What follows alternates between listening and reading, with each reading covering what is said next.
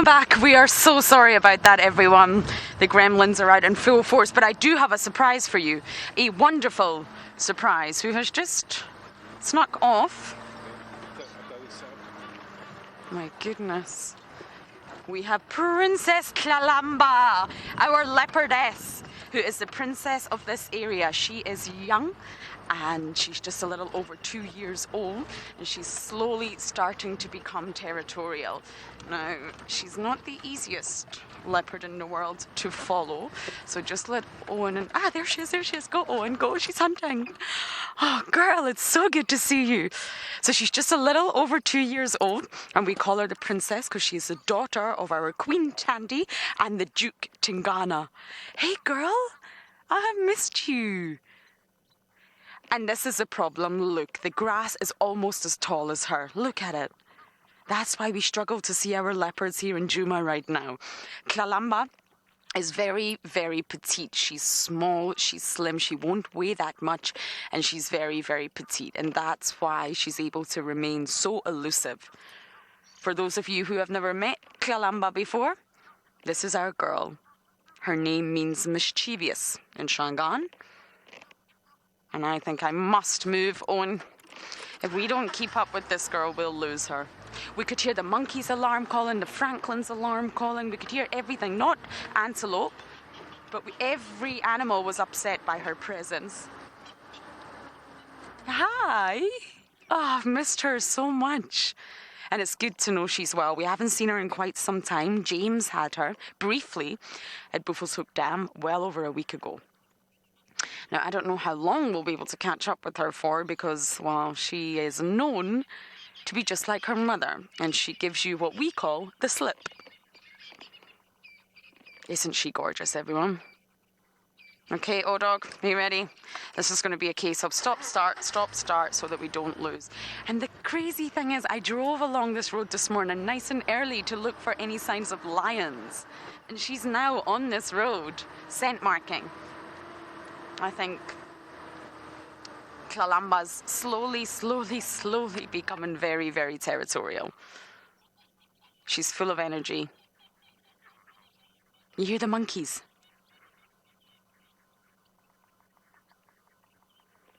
That very strange sound. It almost sounds bird-like. That's a really bad impression. But that's the monkeys and their alarm calling. Now, monkeys are great indicators. They hate leopards. They hate them. And they absolutely will alarm call. But the problem for us is monkeys can see so far. They have great sort of visual fields that it's not always obvious exactly where the threat is coming from. Because they can see so far. It doesn't necessarily mean that the leopard is very close. Okay, Owen, before we lose her. I'm just going to drive nice and slowly, give her space. Columba's habituated, but she just likes to be, well, naughty.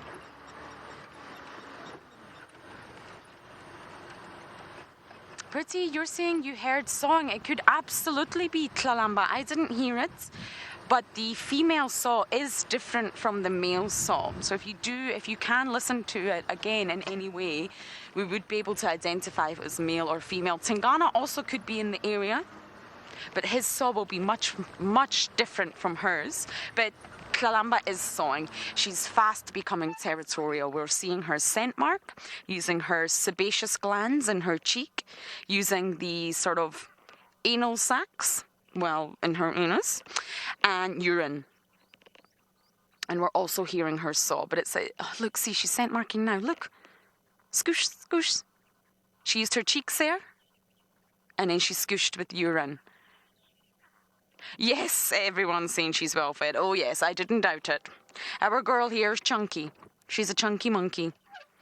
Okay, sorry everyone, I just need to keep up with her. The minute she going. Not an easy cat to catch up.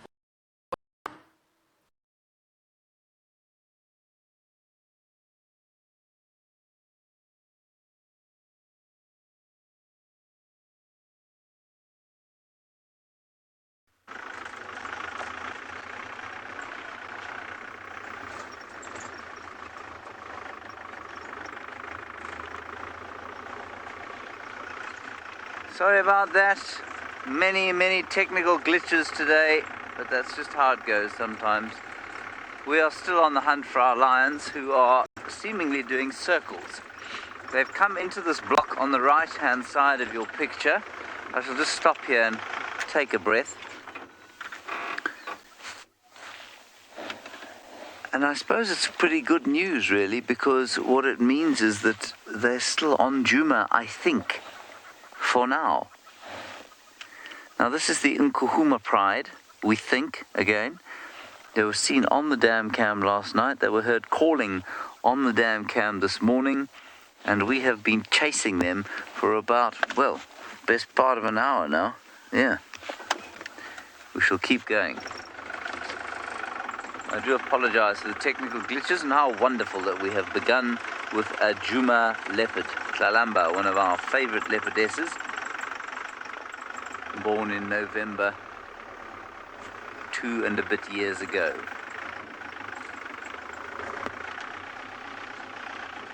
And we've known her from the week she was born.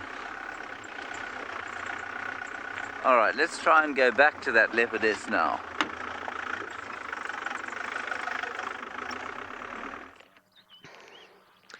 Here she is. Stoke, hear the monkeys, listen now.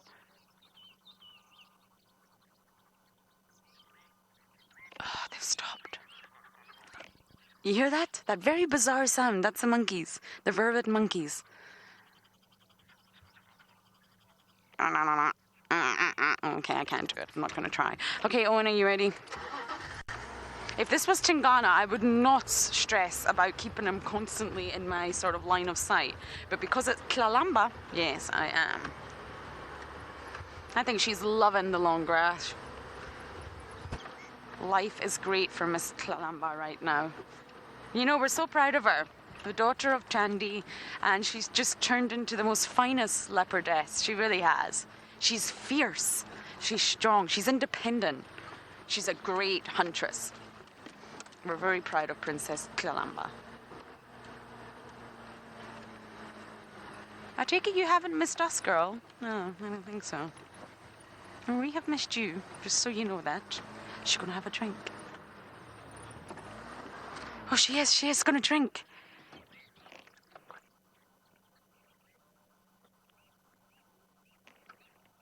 Sharia age 7 and Zamid age 10, you're asking about the tail. Depends on the leopard, depends on the size of the leopard, but they're always over a meter. They're very, very long tails. Look at that tail, isn't it beautiful? Look at the way she just lies it, but keeps it curled at the end. Oh, so it's always over 3 feet a meter. But of course, for a cub, that will not be the case. So it does depend. The size difference between Columba here and Tingana is quite dramatic. She's very, very small. Really, if you saw her next to her father, you would be shocked. Female leopardesses are really, really not big. They're very petite and slimline, and they have to be. of course, to navigate the landscape out here. So always around 1 meter and above. So that's 3 feet and above. I hope that answers your questions. They don't use their tails like cheetahs do. Cheetahs use their long tails, which has got a really bulbous end like a rudder, to support them when they're moving at great speeds. Leopards don't do that, but they really do communicate with their tails. And what you see Columba's got her tail curled up, and we can see the white side. Essentially, what she's doing here... Oh, she tried to catch something there. What she's doing is waving a white flag. So she's showing the whites of her tail, and she's saying to everyone, calm down monkeys, calm down francolins. I'm not on the hunt. I'm just here making peace. I'm just strolling, don't be alarmed. But of course they are alarmed. They will not trust that. But that's what leopards do. They put the white of their tail up as a white flag to say, it's cool guys, I'm not going to kill you, I'm just passing through. But I'm absolutely sure Columba would kill. I'm absolutely sure. She would wave that white flag to a francolin, but then she would pounce on it. I have no doubt. Leopards are opportunist. They're really, really opportunistic.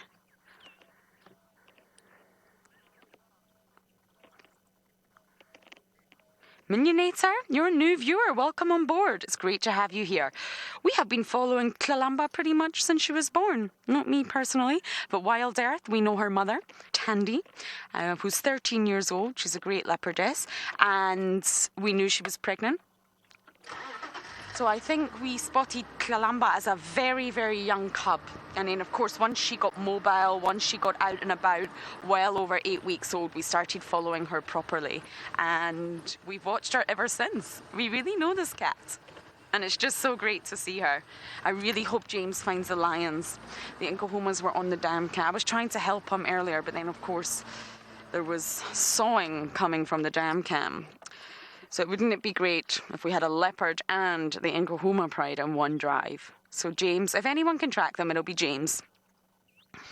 So I really hope he does it. He seems to think they're still on the property. Talking of lions, of course, it appears that Nikki, all the way over at andBeyond Ngala, actually has some for you.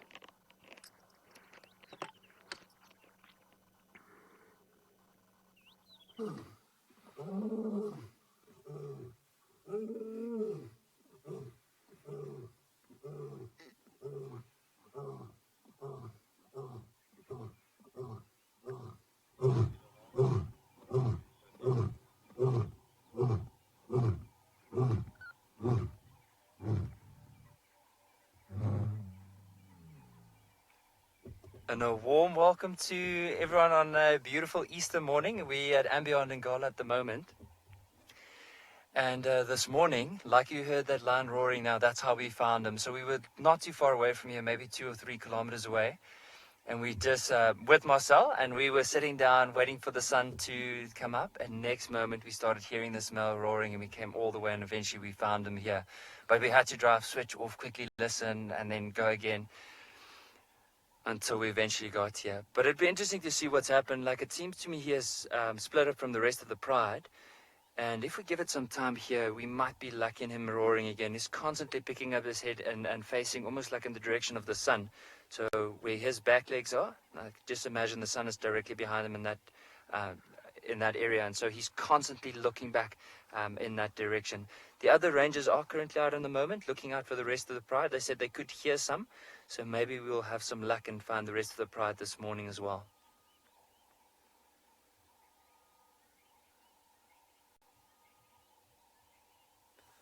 But you'll notice on this male, like, look at how big his belly is. So he probably during the evening, as he was moving, patrolling his area, might have made a kill. Just look at that. And I think that's also why he didn't turn on, why he didn't lay on his belly while he was roaring. He was rather laying down.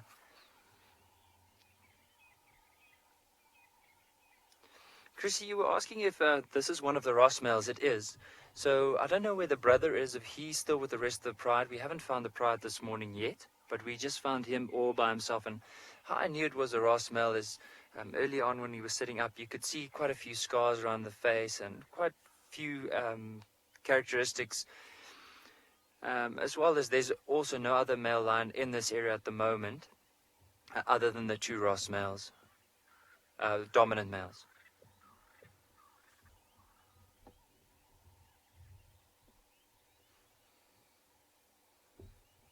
But I do enjoy how the sunlight is just catching on that mane of his. See that like golden rim around his ear? And then of course just behind his elbow and just on the side of his belly. But really, really full at the moment.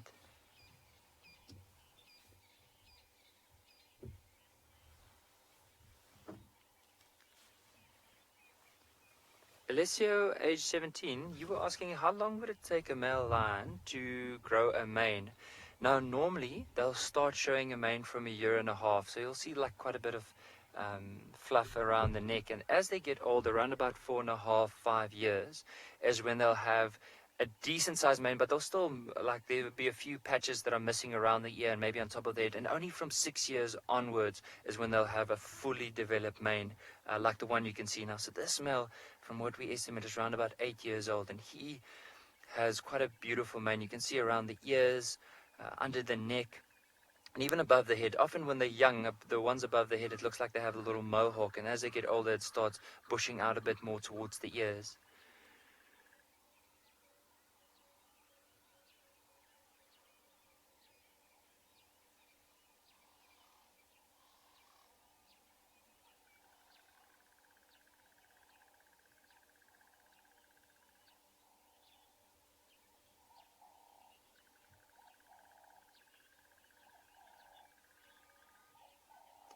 Mr. H6, you were asking if the lion would have a stomach ache because his stomach is so big. I don't know if he'll have a tummy ache, but I do know that he's pretty full at the moment, and that's probably also why he's panting like that. You'll see sometimes if there's so much food in their belly, it pushes up against their diaphragm, which then affects their lungs. So you'll see they're very short of breath. It's almost like, I don't know if you've ever had like quite a big meal and it just feels like you can't really breathe that well. And I think the same with him. Just look at how big it is. He definitely had a decent portion of whatever he might have caught during the evening.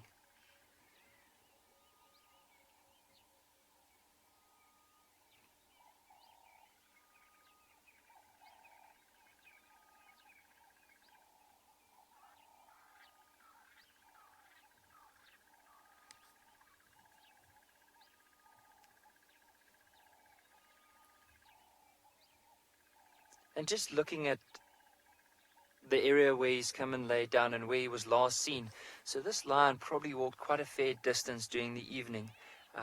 He might have on his way doing his territorial patrol. So in other words, like you can imagine with the male lion, there's always this competition of other males that want to come in into his territory. So he has to fend them off. He has to go around, maybe spray urine against a bush, maybe defecate, just to tell the other lions that this is his area and he doesn't want them to come in.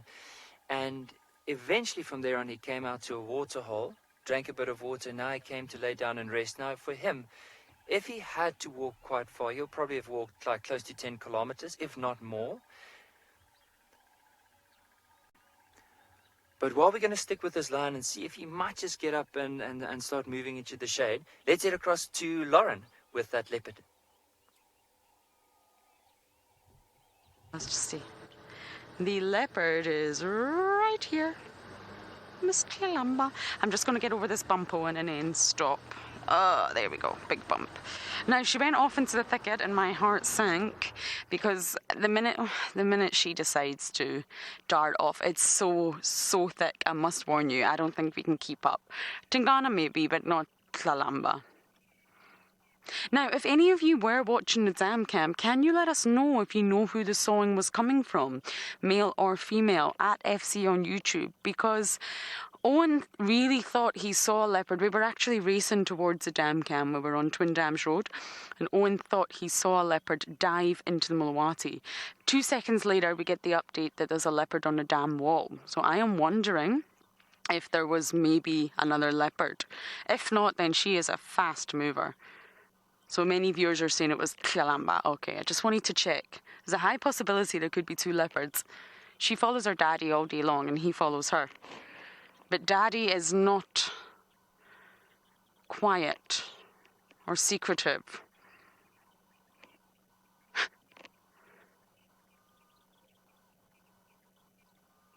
Oh my goodness, are you ready, Owen?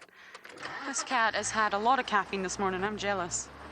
I've not had nearly enough caffeine as Columba clearly has.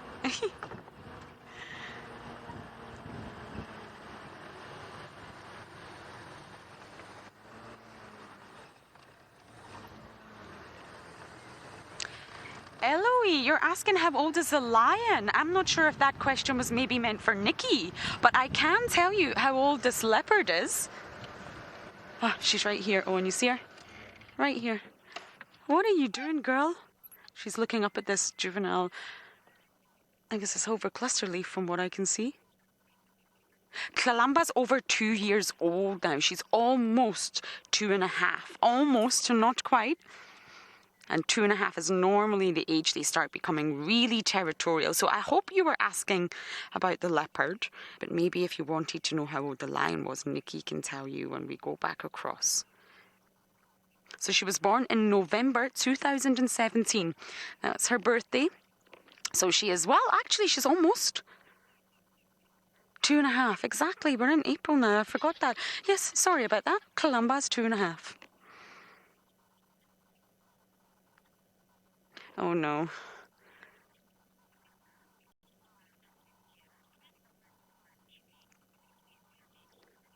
Ditika, you are 5 years old from India. Yes, leopards can climb trees. Exactly, they can. And they're designed for that. They're specially designed to get up trees. They've got really large shoulder blades and they're much bigger shoulder blades than what we have in proportion to our body. Okay, I'm going to try this, everyone, but I don't know how successful it will be. And they have far more muscles there on their shoulder blades. And that's for... I'm just going to bump up here, Owen, hold tight. Whee! That's to allow them to climb trees so that they can pull their own body up with those really strong shoulder blades, and they can also pull up their prey in their mouth. So they can pull up an impala, holding it in their mouth and pull themselves up the trees. And that's why they have big shoulder blades. Oh my goodness. Okay, I can see her. Ooh. I have a funny feeling Owen and I might sustain some injuries today. This is Columba's block. I always say that. She loves this block. So does Dad. And it's one of the trickiest blocks for us. So we have got her over here. Ooh, spiderweb. And I'll do my best to keep up with her. Let's see how this goes. So while I do this and put my cameraman and myself at risk, we're going to send you back across to Nicky and his lion.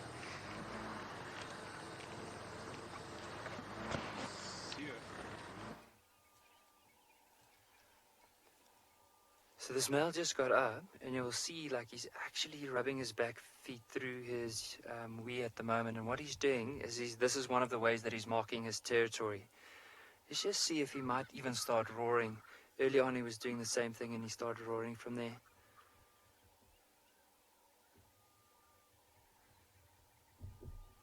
But you can see how big that belly is.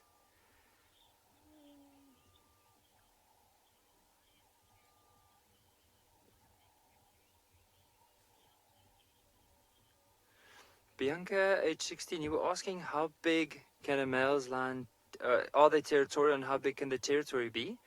So they are territorial and the territory can stretch. It depends on the area where they are. But for this male, his territory probably stretches over 15,000 hectares. So around about 37,000 acres. That's how big his territory is. Just bear with me. I want to try and see if I can move us around so we can have another glimpse of him. He's just gone and he's laid down behind this one tree. So let's just maneuver around.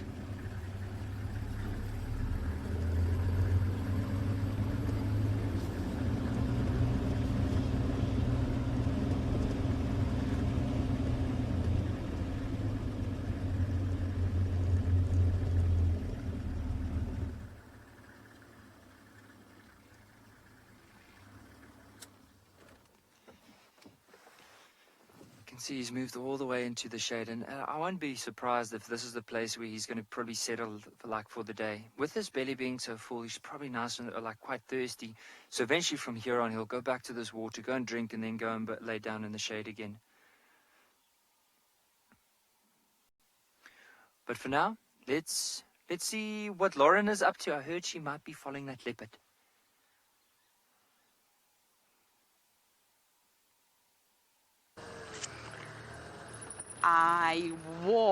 Now I need to be really careful here. We had Columba in front of the car, but oh my goodness. Oh my goodness, she's miles away. She is leaping and bounding. Are you ready, Owen? Okay. She's full of beans. She's hunting. Columba loves to hunt birds.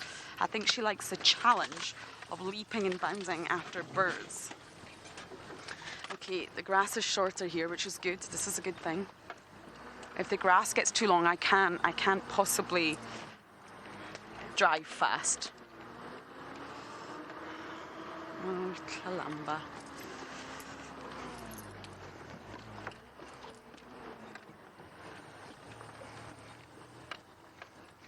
So as I navigate my way through lots of spider webs, I'm going to do my ninja move. We are going to send you back across to andBeyond in Ngala with Nikki.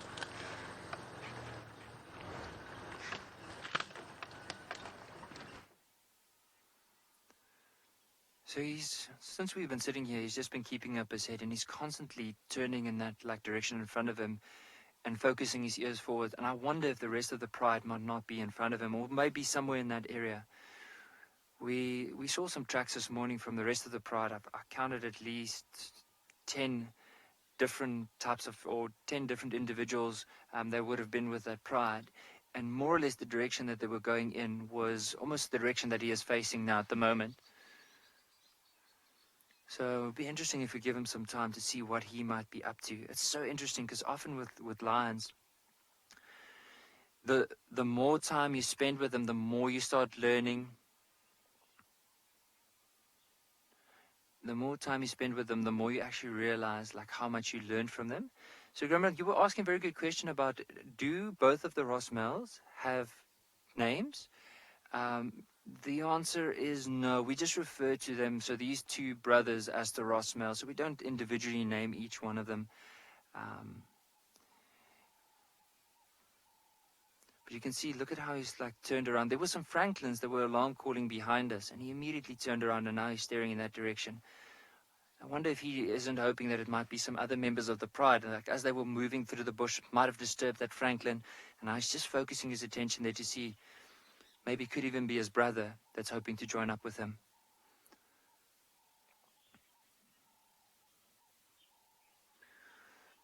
So let's quickly head across to Lauren with that leopard before that leopard disappears.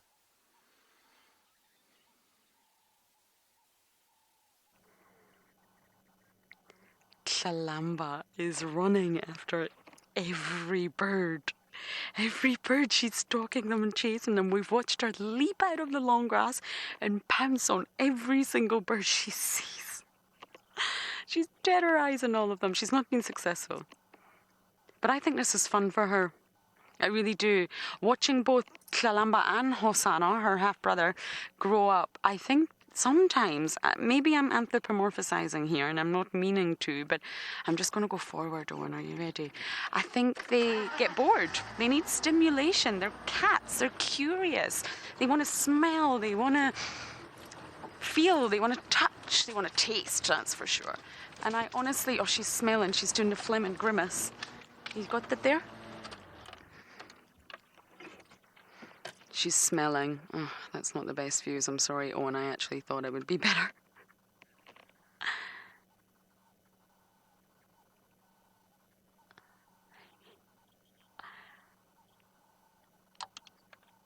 Fashion, sorry. Oh, she got something. What's she got? Oh my goodness, I can smell that. That's all. What is that? Is it just wood? Is she chewing on wood? I can smell it. That has to be something dead. Can you smell it, Owen? Oh. Ooh. Columba. Oh my goodness, that's something that's been dead for a very long time. I don't know. What on earth is that, everyone? She has just came across. I wonder if this is an old kill of hers. Oh, that smell is so bad. Okay, let's try and follow her. Oh, and watch out, there's a ginormous tree in your way. Oh, whew. I think she's stashed that there. She has either just came across some leftovers or that belonged to someone else and she's just came across it, or that's been hers and she's had that stashed there. This is her block. Now, I'm not driving fast everyone, because there's a leopard that's very, very small. I can't risk running into her. And also, there's potholes. I can't risk losing my cameraman, which does happen, and causing any injuries to us. I can't believe that. Could anyone identify what breakfast? Yes, that smell was absolutely foul, everyone. That whatever she has been dead. I see you, girl. I see you. You beauty. Beautiful girl. Sorry, I was answering a question from Fashion. Can you tell me when on? No?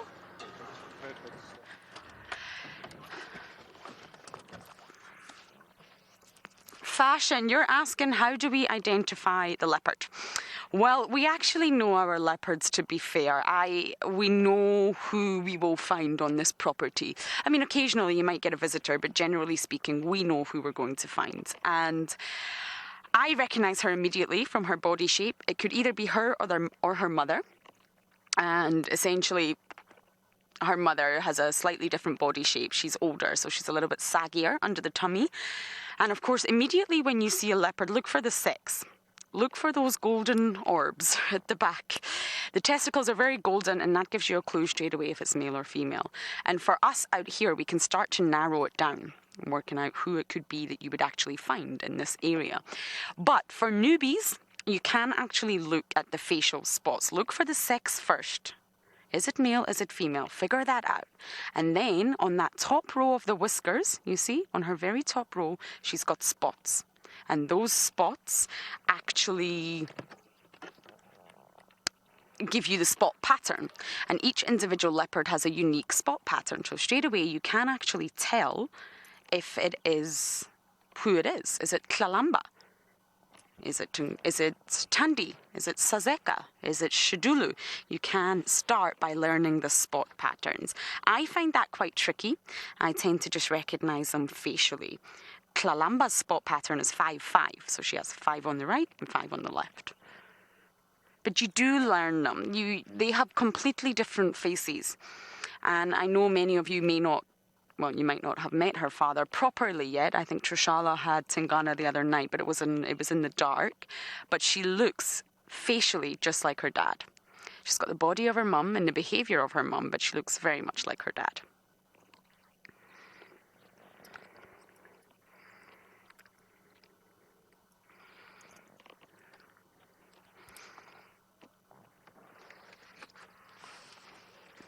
Jane, age 11, they eat slow. They eat slow because normally they go for quite big prey.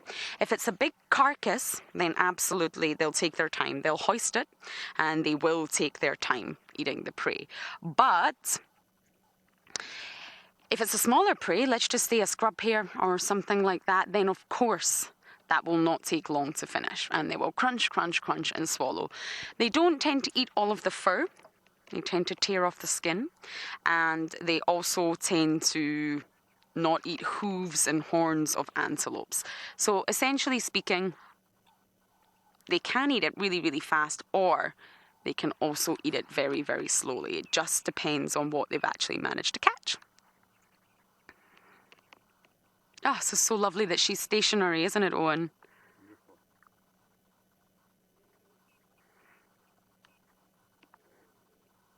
Nonita, no, I'm afraid they do not. Leopards are known to eat all sorts of wonderful, magnificent delights. This, whatever she is eating right now, smells terrible. It's old. It's something from a carcass. I just don't know what. And there we go. She's off again. Fantastic, Columba. She likes to keep you on your toes.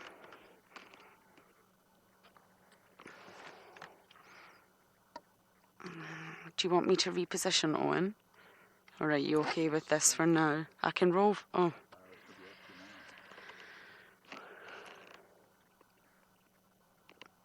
Eloise, you're in Perth and you're 5 years old and you're asking her favourite, well, Leopard's favourite food. I'm just going to go forward, Owen. I think we'll get better views if we roll ahead a bit. I think the flies are really annoying her.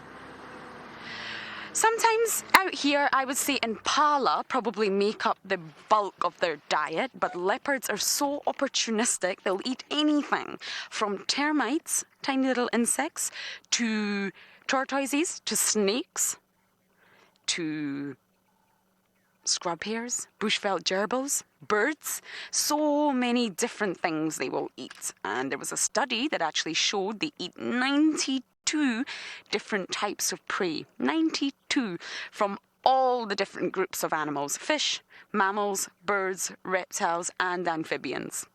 Yes, I have watched Ngana eat fish. He didn't look like he was enjoying it very much, but he still ate it.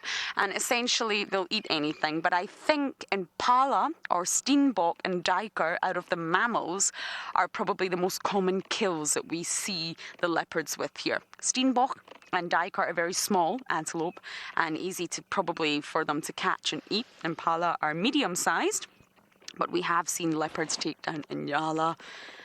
And I think they snack on scrub hare and birds all throughout the day. We just don't see it because they finish it quickly. I don't think when we see the leopards are ever starving. They maybe haven't had a big meal, but I think they snack as they go. Columba just came across this. I don't know what it is. I know that it's stinking and she's eating it. So that's how opportunistic they are. What I don't know is if that was hers and she had stashed that there, which is also very risky because she knows that hyenas will come. Or did she just come across it and it belongs to someone else? I really don't know. But she found it. Oh, girl, she's on the move again. I don't know. She just wants to give us a butt view. Well, that's really not the world's best views of our princess, is it? I wonder if I can go around Owen. Elizabeth, Columba's just becoming territorial. She's 2.5, so I'm not entirely sure we can say she's fully territorial yet, but this is definitely her area. And all the leopards that we have here are very habituated. Tell me when, Owen? Okay. They're very habituated. Now, remember, I mentioned earlier, we have been following Columba since she was born. She knows vehicles. She knows the smell, all the wonderful smells that will come off a vehicle. She knows the sound. She knows the sort of vision of a vehicle. They're no threat. They're really no threat. I think a lot of the skittish animals, especially leopards, have maybe not grown up around vehicles, so it's new to them. They don't know how to interpret them. Or they've had a bad encounter with a vehicle. Maybe a vehicle almost hit them. Maybe a vehicle shouted at them. Maybe a human jumped off the vehicle and did something foolish. Hopefully not, but generally speaking, the leopards here are so habituated. And it's not direct, intentional habituation. It's just naturally happened indirectly over the course of time. And we're very lucky, and that's why the Sabi Sands, particularly the area that we are in, the northern sector, we are so lucky to have such great encounters with leopards. What you must remember is that leopards are really, really elusive, secretive animals because they're solitary. Let's take lions.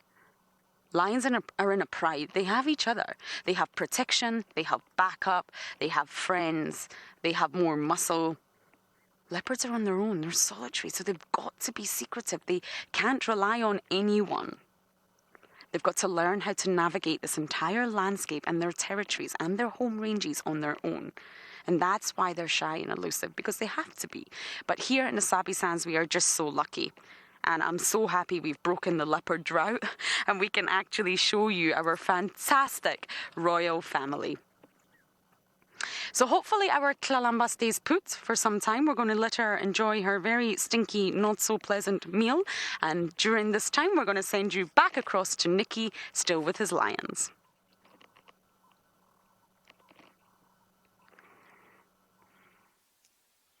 The smell just, that we, early on his head was up, but he's just gone and he laid down again. I just wanted to point out his foot. Now, if you look at his, looks like it might be his right foot. Oh, he's just lifting up his head. Let's just see what he does. If he's going to lower it down again. Oh, there we go. But if you have a look at that foot, that paw, just look at the size of it. And you can clearly see the pads underneath now. See that big, you can almost count the 3 lobes at the back pad, and then of course the 4 smaller toes. He's just dragging his other foot across now. But I think with this male, like just judging by his behavior and just knowing lion behavior in general, is they are pretty lazy animals, and he might be sleeping here for the next little while. So what we'll do from here is maybe even carry on with one of the other roads and see if we can find tracks of the rest of the pride, and also see if there's some leopards up in the area. But for now, he is not going to be going anywhere pretty soon. So I think what we'll do is we'll just leave him be and then carry on with our drive. Who knows, maybe we'll find some more interesting surprises this morning.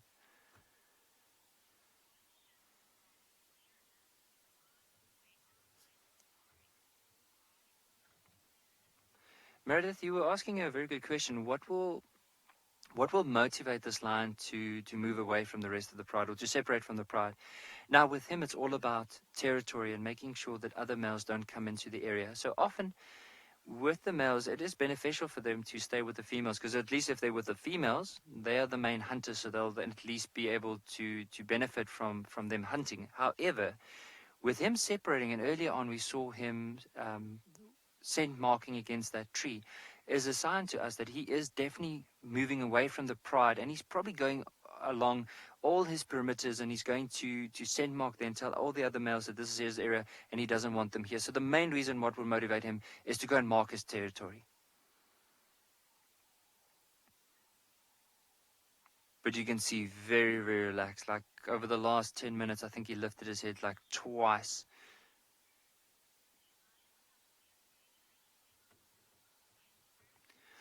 Iceberg, you were asking a very good question in regards to, do lions need to be afraid of anything? So in regards to lions, they're the top predators here at andBeyond and Ngala, so they're not fussed about any other predators. So hyenas don't bother them, leopard don't bother them, wild dogs don't bother them at all.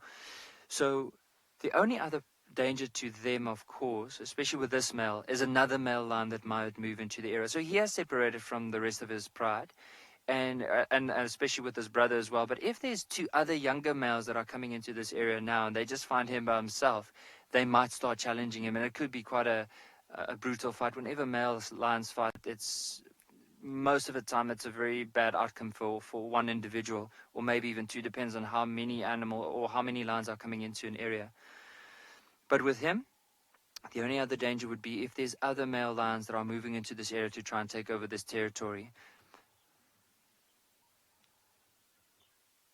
So for now, he's not going to be doing anything soon. So we're going to carry on with our drive, see what other animals we can find along the way. But let's head back to Lauren with that leopard.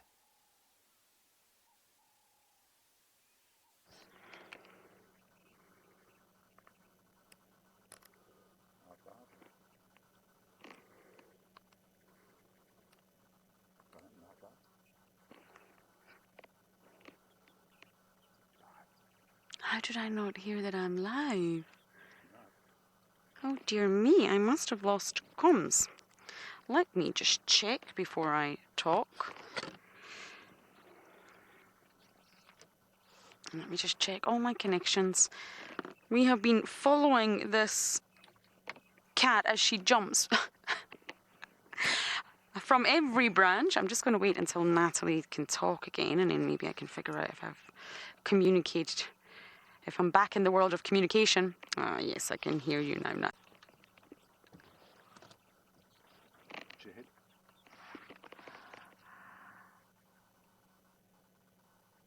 Oh, what is she up to? She is having the best time here. Okay, Owen, just let... Oh. Okay, she's up. She's gone right back to that tree.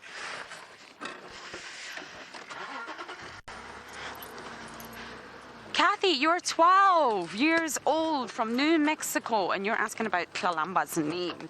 It's a group effort. So normally all the stakeholders in the area... Oh, she's up a tree. She's up. cannot believe that. She just climbed that tree, Owen. She's up here. Can you see her? There's a tree in the way. Okay, let me reposition. I'm going to reposition. She just climbed this marula tree and she's sitting in the fork. Hey girl, what are you doing? Oh my goodness. So yes, many stakeholders in the area got to choose the name. It's a local name, of course, it has a meaning, and it's not just the effort of one person. Oh my goodness. I cannot believe the performance this cat has given us.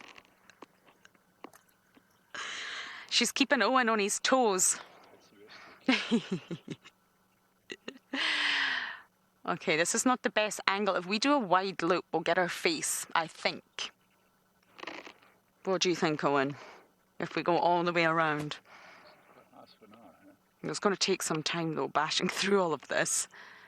Leopards love marulas. This tree is actually the perfect leopard tree. When we talk about leopard trees, this is it. If Owen can just give you a view of these forks, this is what leopards love. Marula trees are easy. They've got that bark that they can get their claws into. Then they've got that thick base, a really, really thick trunk.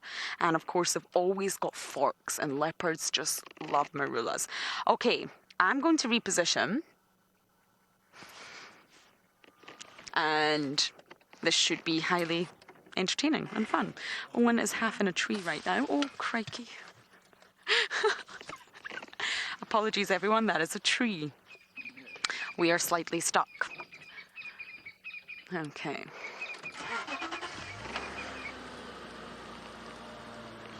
Natalie, we may need to navigate out of here. We are very much stuck in a tree.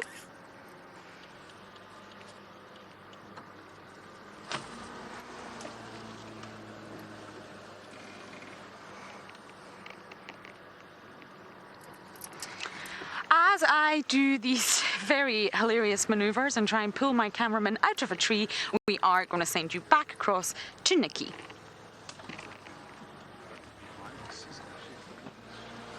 you think so?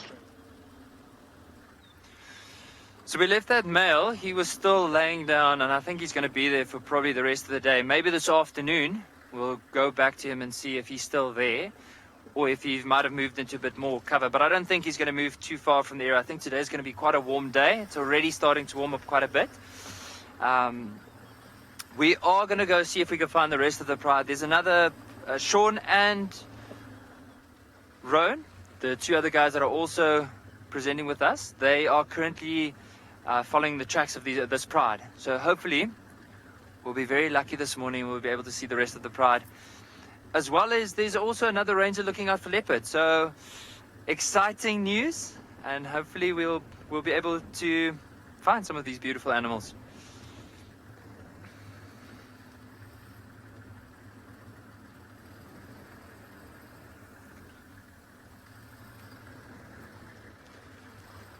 So what I'm trying to look out for as we are driving, so because it's early part of the morning, some of the best ways in order to track animals is to drive or to put the tracks between us and the sun. So the sun is right in front of us, and so we're driving this dirt road so that if there is any indentation on the ground, we'll be able to see the shadows from here. So we're able to see if there's lion tracks on the road. And that's the best way of often, if you are tracking animals, to look out for the tracks. So that's why we are driving into the sun. I know it's not always very easy to look out for animals, but it's mainly if we do find tracks of these lions, at least it gives us a direction of where we need to go from here.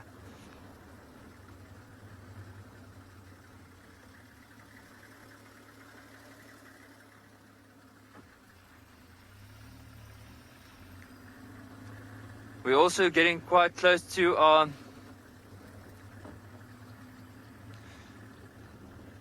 So we're also getting close to that dry riverbed called the Timbavati River that we're going to go through now.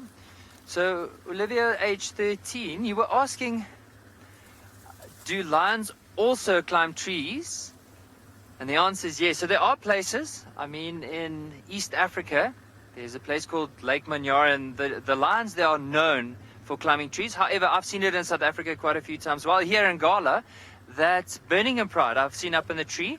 And then at andBeyond Pinda, I remember the one day we were driving and there was quite a few marula trees in the area. So I just wanted to quickly point the camera towards a marula tree just so you can see more or less the shape of it. So just this one here, see that game trail, Marcel, that goes up? So that tree right over there, so that's a marula tree. You'll notice there's quite a few horizontal branches that goes off of that tree. So at andBeyond Pinda, I remember driving, and then what we used to do is look for the tails dangling down the tree, because the lions also used to sleep up in the tree, especially on a very warm day. They'll move up into the tree. There's often a bit of a breeze blowing, and it helps to cool them down. Also, it gets rid of, if there's termites or any insects on the ground, at least they'll be up in that tree. For now, let's carry on with our drive. We haven't seen any tracks yet, but hopefully we might find some crossing somewhere in front of us.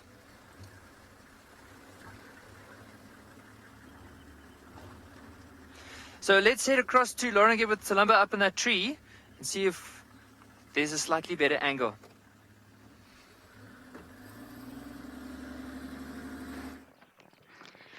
Slightly a better angle.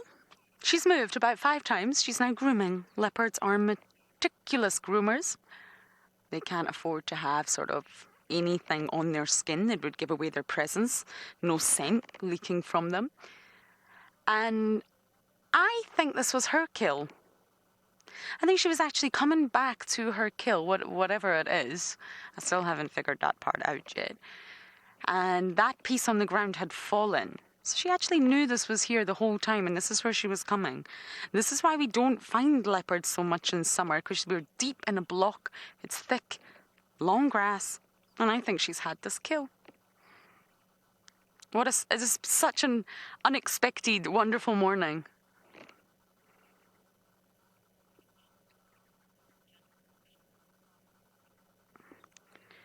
Rico, you're asking a question. I'm just going to get Natalie to repeat it one more time.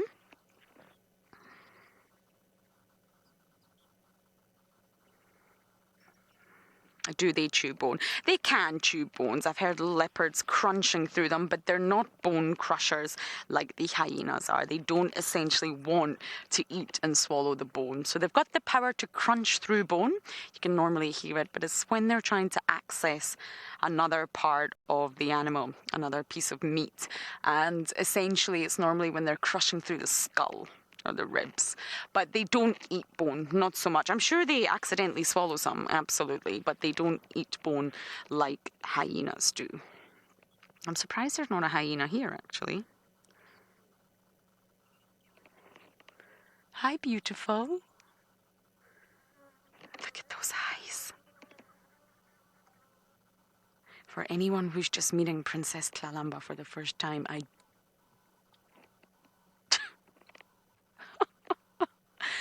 do hope you've fallen in love.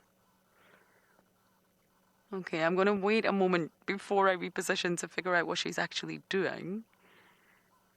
She's coming down, she's coming down. She's going to jump down.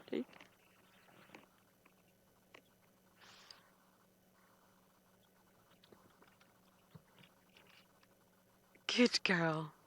Now what are you going to do? Why don't you take a rest? That would be lovely. Yes, that'd be really lovely if you just sat still for us. Oh, Owen, just having a good look at you.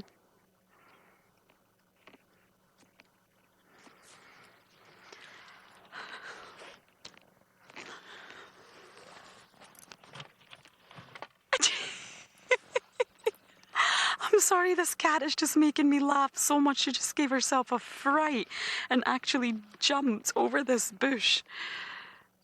Sorry, I've missed them. We've all missed them. The entire team have missed the leopard, so I'm very, very overjoyed that we're with Columba right now. Matthew, you're asking what is a leopard's top speed?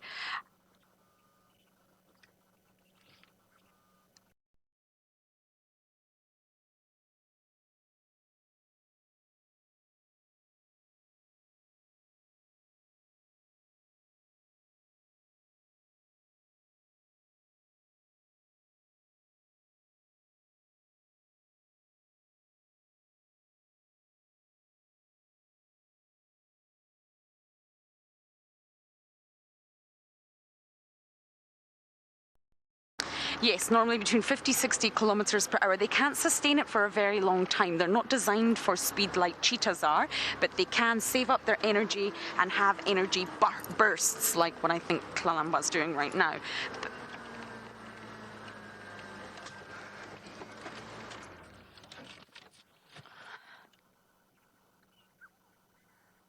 I've never seen her like this before, Owen. I have never seen Columba like this.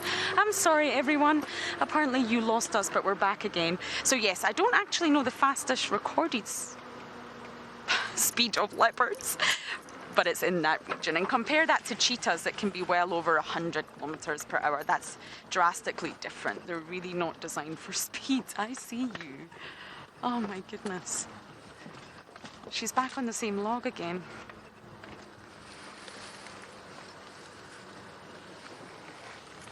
Hey, my girl. Oh, wow. Hello.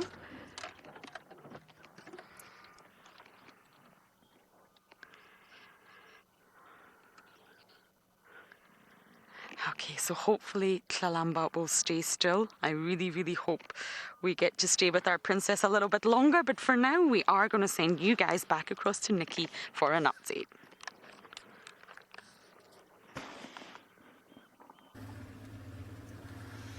So, just to give everyone an idea, more or less the area that we are searching in at the moment. So one of the other ranges, they are coming from the front, or just up the track that we are in now. They last had the tracks there. We haven't seen any tracks on the road in front of us. So as we go along, we're just trying to keep out for that. I'm also looking up into some of the trees, especially near the river, to see hopefully like Lauren, we'll be able to see a leopard up in the tree as it warms up. No luck yet. So we carry on with our little drive, and then hopefully we'll see something.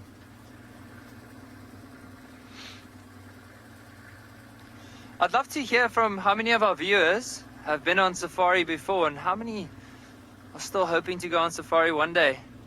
I'd like to hear.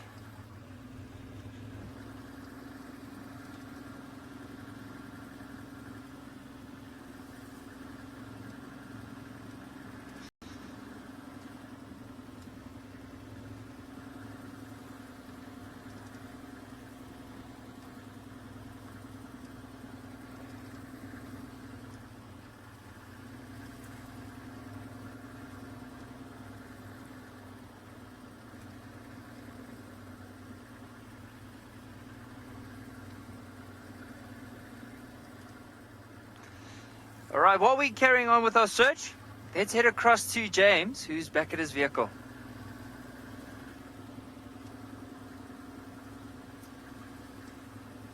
I'm back in the car and I'm feeling despondency. Into this block, I've walked it now. I can't find any sign of them. We've driven around the block, we can find a sign of them coming out of it. So I don't know where they've gone. We shall keep trying, but I think the time has come to perhaps move on and see if we can find something else. But we could spend all day around here and then suddenly find them in a place completely distinct from where we are. Oh, apparently we have got bad sound. Let's go to Lauren. Is it your side as well? Oh, sorry about your sound, James. I hope that gets rectified. I would love to know how he's getting on with the lions. She's on the ground. I don't anticipate that she'll stay there for very long, but she's flat. She's flat cat. And look how, yes, perfect, Owen, perfect. This is how she nestles in. It's long, soft grass. She can make the perfect bedding, and we can't see her. She just blends into the grass here. She's getting very irritated by the flies.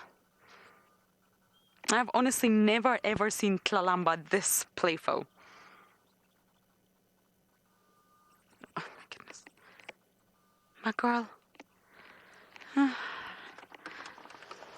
haven't even had a chance to have my peanut butter and banana yet.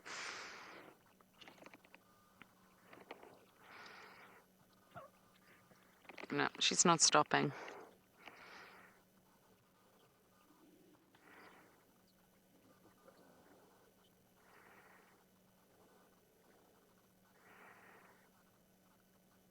Sharmilla, essentially, I'm going to go forward one.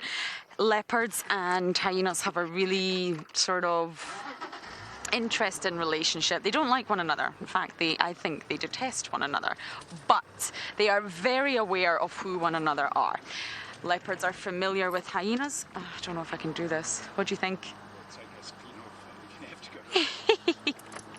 Yes, I can't do this apparently. And I think they know one another by smell, actually. I think when a hyena follows a leopard, which they do all day long, I believe that they know which leopard they're following. And of course, they may not call them, oh crikey, Columba or Tingana, but they know exactly who they're following, always. And they say the ratio is 4-1. So when there's 4 hyenas to 1 leopard, that's when the leopard really needs to get out of there. But the dynamics that I see, they coexist. They both scavenge from one another. I've seen hyenas scavenge from leopards, but I've also seen leopards scavenge from hyenas on multiple occasions. So I think they're always aware. When a leopard has a kill up the tree, they expect the hyenas to arrive. I've seen Tandy not even bat an eyelid when Corky rocked up at the kill one day. Sometimes they snarl. I've lost her one. Can you see her? Oh. So yes, I don't think they are a threat. I mean, potentially they could attack one another. Yes, a leopard would be stronger, but hyenas are also very, very strong. It's a numbers game. Yeah, I can see her. I think if there was a lot of hyenas, the leopard would have to get out of there. Okay, Columba. Oh, dearie me. Columba's taking us further and further in on this journey. Are you still on the back one? This is called Bundabashen, everyone who is new to us. We call this Bundabashen. And it appears I am stuck on a tree yet again. So as I try and get out of this sticky situation, we are going to throw you guys back across to Nikki.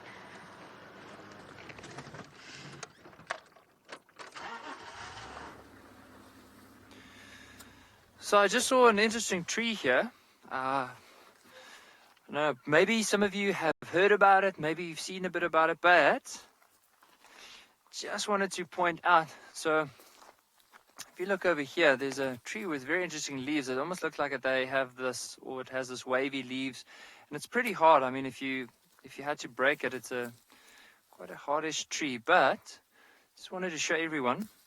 So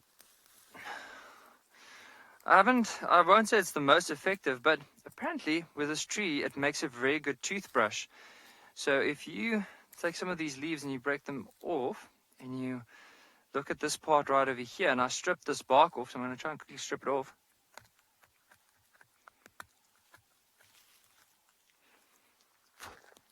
Sorry about that. And then what you do is you then chew this part of the branch. So if we quickly do that.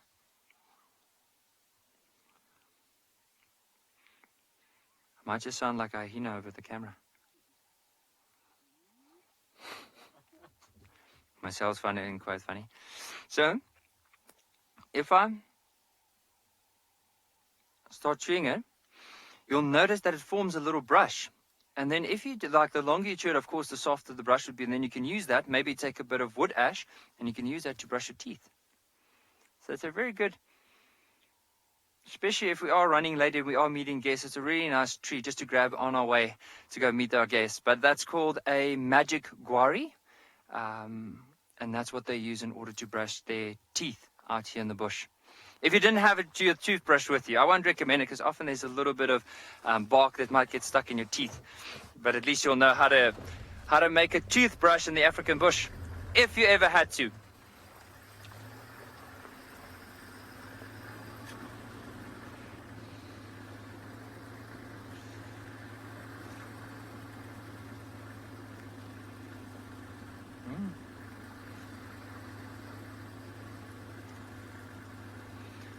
So I heard we had some responses for that safari question. I'm definitely afterwards going to go and sit and have a look and see how many have been on safari and how many still want to still go. It is such an amazing experience. I mean, often hearing the animals, seeing them, or hearing them roar, I think sometimes it takes a little bit away.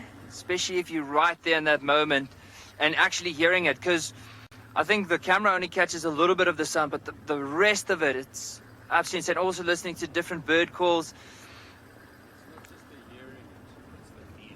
Yeah, as Marcel says, it's not just the hearing it, it's the feeling it. So he's been quite a bit of entertainment this morning.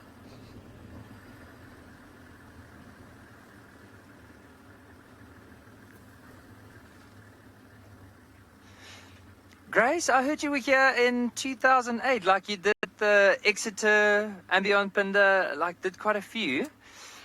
I just wanted to have a look at this wildebeest. I just noticed, I think the right horn looks like, or the left, or my right, his left, I think is broken. I just want to quickly have a look. He might just move into a more open area. Here he is. What I'm gonna do slightly. Oh, now he's moving backwards. So it's a blue wildebeest, or the other name for them, they refer to him as a brindle gnu because of the stripes. I don't know if everyone noticed that dark stripes that run on the wildebeest, those brindle stripes. So let's carry on. So Grace, you were here in 2008. How amazing is that? I mean, in 2008, that would have been such an amazing journey at that time. And what were some of the animals that you saw during your time here in Ngala? Were there some of the lion prides that you could possibly recognize? Maybe the area?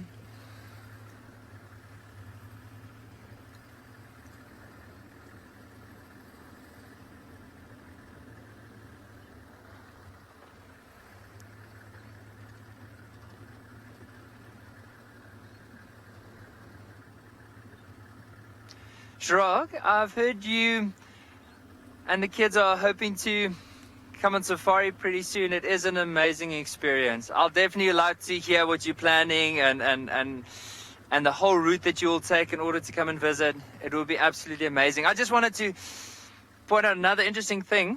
So as we're going along looking out for these line tracks, you'll notice there's quite a big, like, it looks like a mud wallow, an old mud wallow right over here.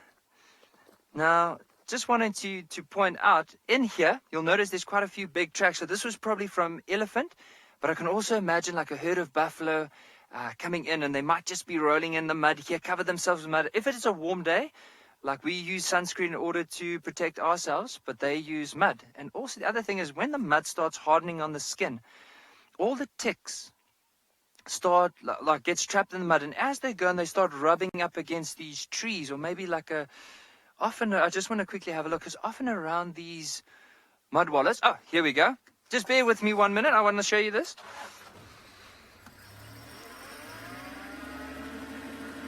Right over here. So often you get these rubbing posts.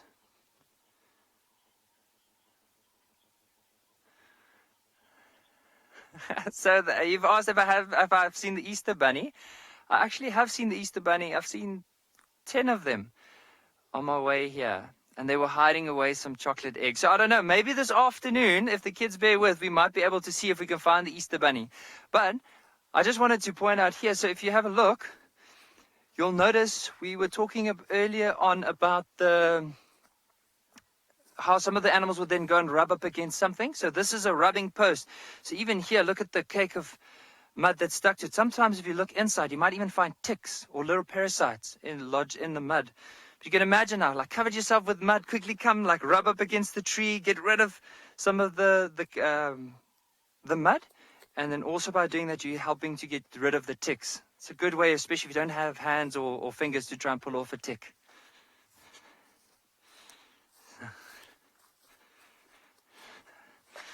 All right, but as I said, for the kids, I would love to see what the Easter bunny looks like this afternoon. And maybe what we can even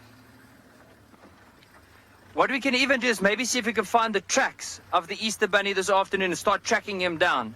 But for now, let's head back to Lauren.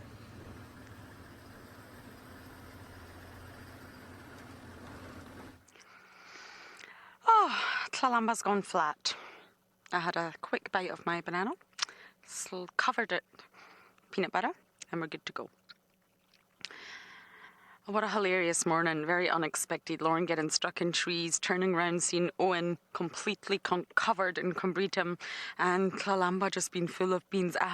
She's always been playful, don't get me wrong, but I've never seen her this playful, jumping from logs to trees to bushes to, But she seems to be panting and grooming, so she's obviously decided to have a little bit of a rest. But my goodness, that was not easy. I also took photos when we were not live, of course, to try and identify what it was she had in her mouth, but I don't think it's possible. It's just flesh. I really don't know what she was eating, but it smelled foul. And regarding feline nutrition, it's very, very interesting. Nutrition for cats like Columba. They, of course, eat a diet very, very high in protein, but it's also high in fats. Animal flesh, because they're carnivores, is very high in natural sort of fat, good fats as well. And it's very low in carbohydrate. So they need glucose to fuel their brains and their bodies. They really need glucose. It's important for any mammal, at least. And how they get glucose is they actually synthesize it in their own bodies from several amino acids. So amino acids are the building blocks of protein, of course. And by eating such a high protein diet, they're able to synthesize their own sort of glucose from the amino acids. And it's essentially glucogenic amino acids. And they're able to get glycerol from the fat. So they're able to synthesize all of this in their own body, and therefore they're able to get the glucose and the energy that they need from a diet that's almost completely free of carbohydrates. It's also worth noting that they will eat some carbs, essentially. They can get carbs from plant matter that is in the bodies of the herbivores' intestines or stomachs, or any wonderful internal organ from their prey. So they tend not to eat the rumen from ruminants, that special stomach compartment, but of course they will end up eating some sort of plant matter that's in the herbivore's body, and that's where they do get that small little carbohydrate. Now, in terms of vitamins, cats need a completely different range of vitamins from other animals. They don't need the same as us and various other mammals out here. So when you look at the vitamin requirement, it's normally done on a per species basis because each species is completely different in what they require in order to fuel their lifestyle. And essentially, cats don't need ascorbic acid, which is vitamin C, that's a full name for vitamin C, as an essential nutrient, because their body also synthesizes vitamin C from the carbs that they do get from their prey. Can you believe it? They are actually able to synthesize vitamin C, so they don't need to eat fruit. You will never find a leopard eating a delicious piece of fruit because they don't need to. They synthesize it on their own. I just thought that was a really interesting, little segment on feline nutrition. Because some people ask, how do hypercarnivores? Hypercarnivores are carnivores that eat over 70% meat. How do they survive? age 7, you are asking how big can a leopard get? Well, females and males are completely different. So generally, they're not very tall mammals. They're much sort of shorter than lions and slimmer than lions. They don't have as much muscle. So the males won't go anywhere above a meter in terms of shoulder height. Now, shoulder height is the height from the bottom of the soles of their feet, their paws, to their shoulder. And normally males go around 80 centimeters, so that's just short of a meter, probably maybe between 2 to 2.5 feet. And females normally go around 60 to 70 centimeters. So they're quite similar-ish in height, but the weight is different. And males can average anywhere between 60 to 90 kilograms. So that's probably 130 to 200 pounds. And females, 30 to 60 kilograms. So it's very, very different in terms of weight. So we're going to try and stay with Columba as long as she doesn't move, but it appears that Nikki's lions are on the move.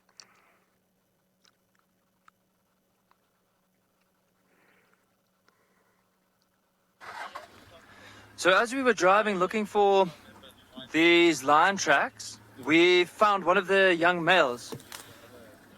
Oh, there's actually another dominant male just laying down here. And that male was covered with blood, and I think they probably made a kill somewhere. So here's the other male right here. Oh, there he is. Oof. I'm just going to drop my head so that at least you'll be able to see. But have a look at how big his belly is. Wow. They definitely must have made something quite big, or had quite a big kill. So it'll be interesting to see, like, we'll wait for him to start moving and then see if we can follow him for a little while and see where he goes. Because he is looking in that direction. And it's so interesting. I mean, this young male is with them at the moment, and he's still tolerating that young male. So, oh, look, let's see if he turns around. He's going to probably pick up his tail and then rub his back 3 feet through his urine. So that's one way a male lion will mark his territory. Now, this is the brother of the one we saw earlier that was roaring when we found them near that waterhole.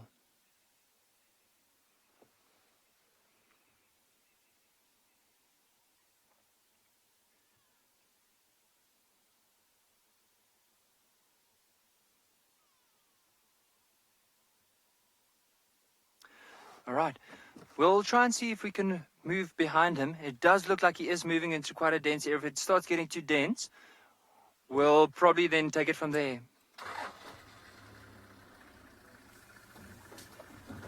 Samir, age 9, you were asking how often do lions kill? So whenever they get an opportunity. They're very opportunistic. They never know when their next meal is going to be. So any opportunity they can get to hunt, they'll hunt. These ones, this Burning in Pride that we're following at the moment, so normally they're successful almost or once every second, maybe third day. I just want to approach from this side, like drive around, see if there's any opening to try and follow them. But it does look like they might have gone down a steep section. If that's the case, we might not be able to follow them.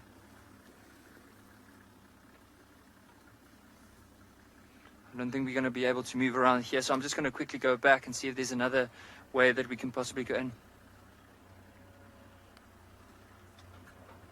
So while we're trying to see if we can get another glimpse of these lions, let's head across to James.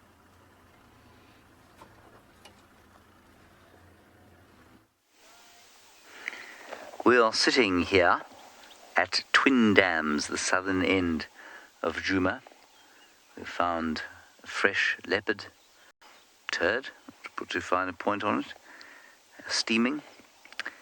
But all we've come up with so far is a pile of junior knob-billed ducks. As you can hear from my voice, I'm feeling a severe state of despondence at not having found any of our favourite cat characters, despite the excellent prospects that this morning offered. Still, I'm sitting here in the wilderness on a glorious Sunday morning, and I have nothing to complain about. So some beautiful little knob-billed ducks, and they've really done very well with this clutch.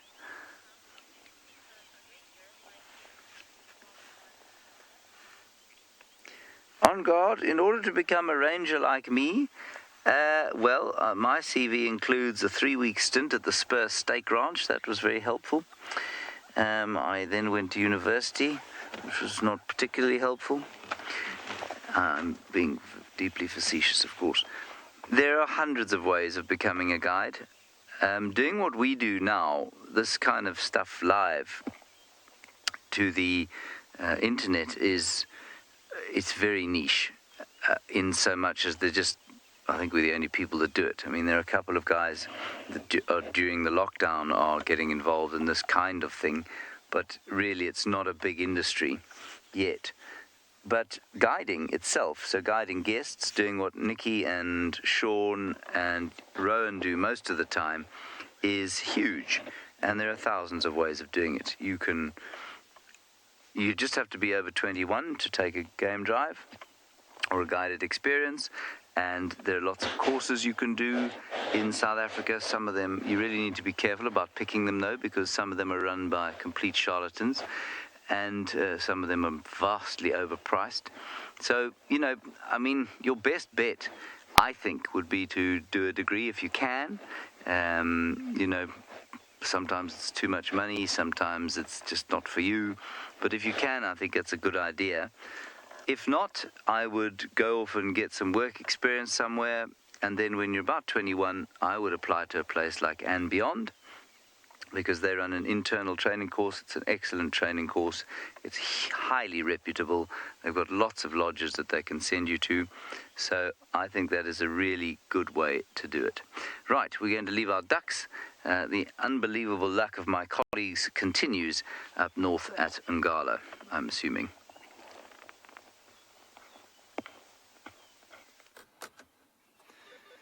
So we managed to find this pride. We were just following them in a little bit, and you can see one of them, or the one on the right, is actually a few of them feeding at the moment, and looks like they caught a buffalo, probably during the evening.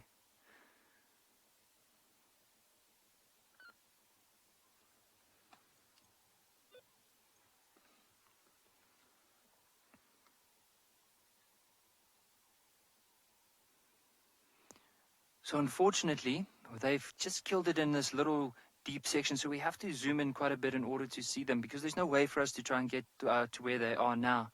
So we'll just view them from here, probably just listen out and see if some of them will move closer. Hopefully they'll move into a better angle for us. But how's that?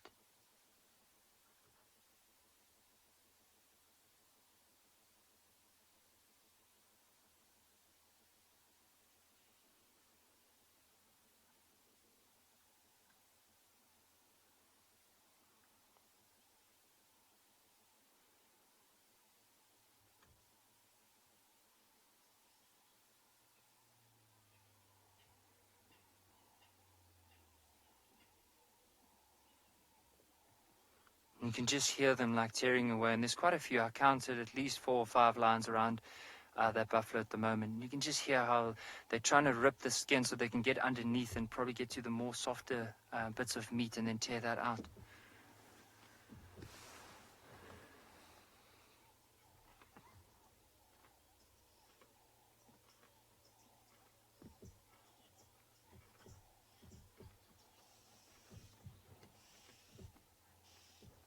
Brendan, you were asking a very good question. If they eat too much, would it be able to affect their ability to fight? And to be honest, I have seen male lions fighting with pretty big bellies, so I think in a way it might affect them slightly, but as a general rule, they'll still be able to fight.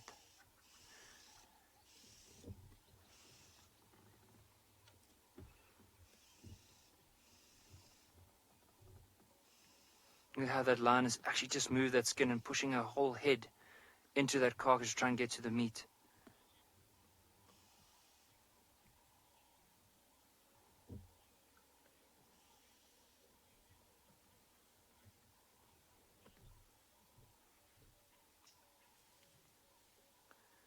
So there was a very interesting question asked about the lions, who's the better hunter.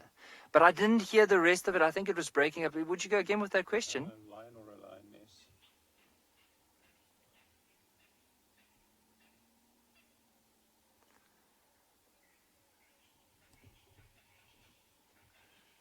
lioness? Raj and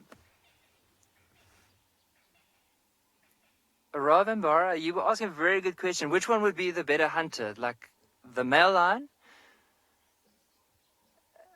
The male lion or the female? So the better one would probably be... it's a very hard question. I'll tell you why. So the females are very good hunters, and they do most of the hunting, especially when the males are with them.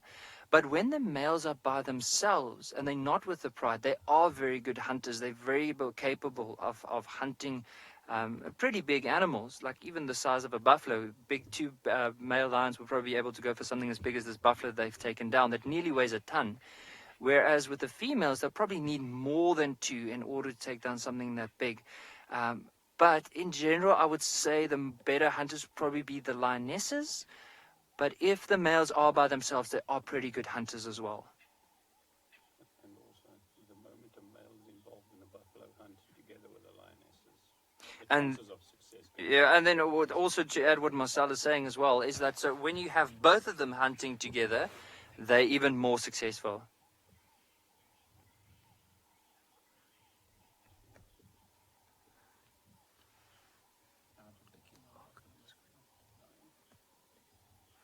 Oh, Scooter, you were asking a very good question about how do they kill a buffalo without dying?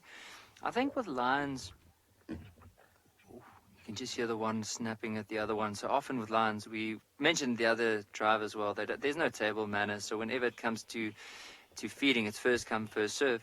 But to get back to that question, so what would the lions do, or how did they manage to kill a buffalo without them being killed? So it is quite risky. You can imagine a buffalo with a bone-crushing body, sharp horns, nearly weighing a ton. So I mean, for a lion, it's a pretty big task. So what would have happened here is I can see just based on the vegetation around. So I'm going to ask Marcel just to zoom out a little bit, just so you can see the area where they caught this buffalo. So you'll notice it's a very dense area. So this buffalo was probably laying down, and the biggest challenge here was the element of surprise. So these lions probably saw the buffalo or smelt it, like came closer. They would have spread along this area and then slowly moved from a downwind approaching this buffalo. And before the buffalo knew it, these lions were probably on top of this buffalo. And what they normally do is whenever they hunt, they tend to attack from the back, and then while they jump on the back of the buffalo, one or two individuals will try and go for the throat. But they have to be so careful to stay away from those horns. Sometimes, unfortunately, lions aren't as lucky to get away unharmed. But in this case, I think they were very lucky to be able to pull down something as big as a buffalo. But the horns are really important. And as soon as they can just get the buffalo down and just keep that head down, they can then try and suffocate it from there. But we are going to spend some time with them. Let's head across to Lauren. Apparently, that leopard is moving.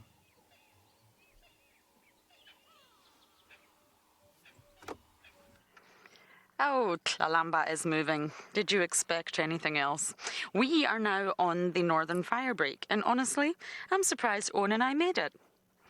Owen, do you want to say hi to prove to everyone that you're still here? He's still here.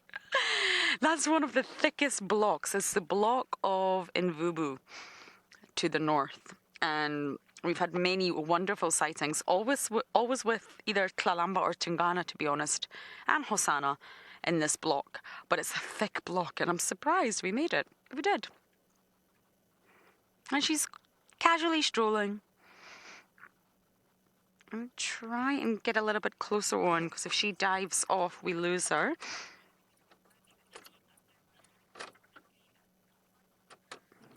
Sir 50, what a great question. Good to hear from you. I don't think so. I think Columba is the busiest leopard of all leopards. She's so busy. Her diary is jam-packed, full of nonsense. This cat never stops. I know it. The minute you know you're going to be following Columba, you know you've got your work cut out for you. For those of you who are possibly new to watching us, I learned what a steering rod was. I'm going to try and pull up so we can show you her piping hot, fresh tracks. See right there, Owen? Right there. Gorgeous, fresh, tiny leopardess tracks. Up. Right here. There. That is Columba's track. It actually looks big on screen, but it's very, very small. I can't jump out, of course, and give you a hand size because there's a leopard there. But when we talk about how can you tell if there's a fresh track, that is a piping hot fresh track from Columba. So yes, Sir 50. She's definitely the busiest leopard. Unbelievably so. And I learned what a steering rod was. So apparently cars have steering rods. And it's a rod that goes between the two front wheels for when you steer. And I remember following Columba with Craig, one of our old cameramen, and we heard something go and I tried to turn the car and we could no longer move, and of course we lost Columba and we had to get rescued. Marcel and Conrad came, and of course, yes, Marcel taught me what a steering rod was, because apparently I had snapped it in half because I was following this cat. So there you go. Now I know what it is. Thank you, Columba. I have knowledge about steering rods now. She's like, Lauren, come on. How did you not know what a steering rod was? But yes, Puma, Shadulu is very busy too. I haven't spent that much time with Shadulu. I've had her a few times. I think I've only seen Shadulu twice. Shadulu is our leopardess from the west, older than Columba, much bigger than Columba. And her territory is mainly over in the west. Let's go closer. But she does cross into Djuma, and that's why we get to see her. But I've only seen her twice, and one time I watched her successfully make a kill. My first successful leopard kill was Shadulu. She killed a tiger right in front of us on the vehicle. That was around Christmas time. But yes, I've heard she's very, very busy. But my experience with busy leopards is you, my darling. Yes. Look at those back paddy paws. Can we go close to those paws, Owen? Look how delicate they are. She's really, really petite, Columba. Tiny tracks.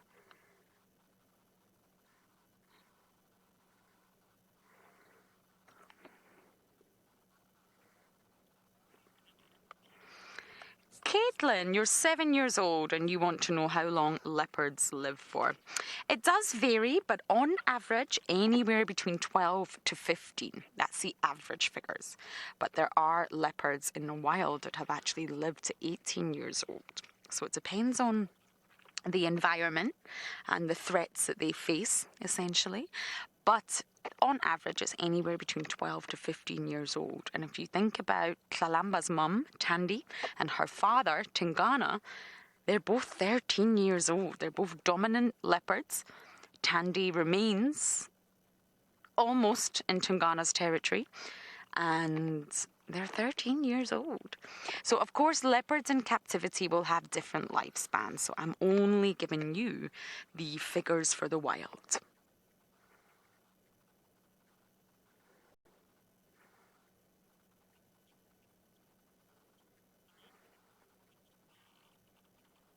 Okay, so I'm going to thoroughly enjoy watching our princess groom.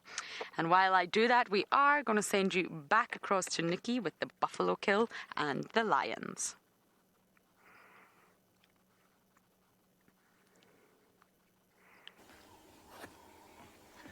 So we just try to move back a little bit more so we can see the rest of the, or slightly more of the buffalo. But you'll see if we give it some time, there's a lioness that's constantly popping up ahead. There we go. Might just see it more. Earlier on, one of the white young males moved just to the back. I wonder if he's going to move back soon. See the other lioness getting up.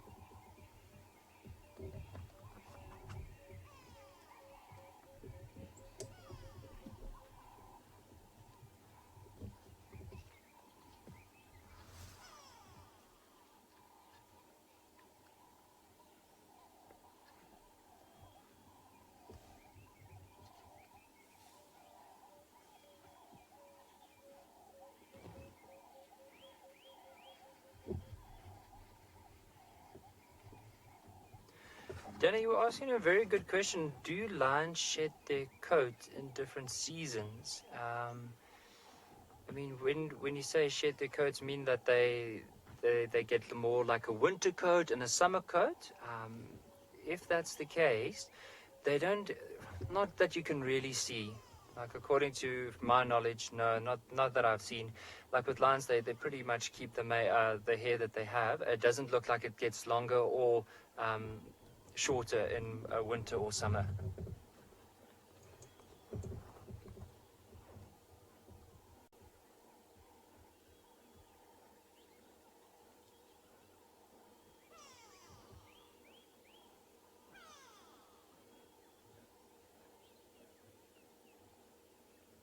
You can see that lion just based on what we can see from her head.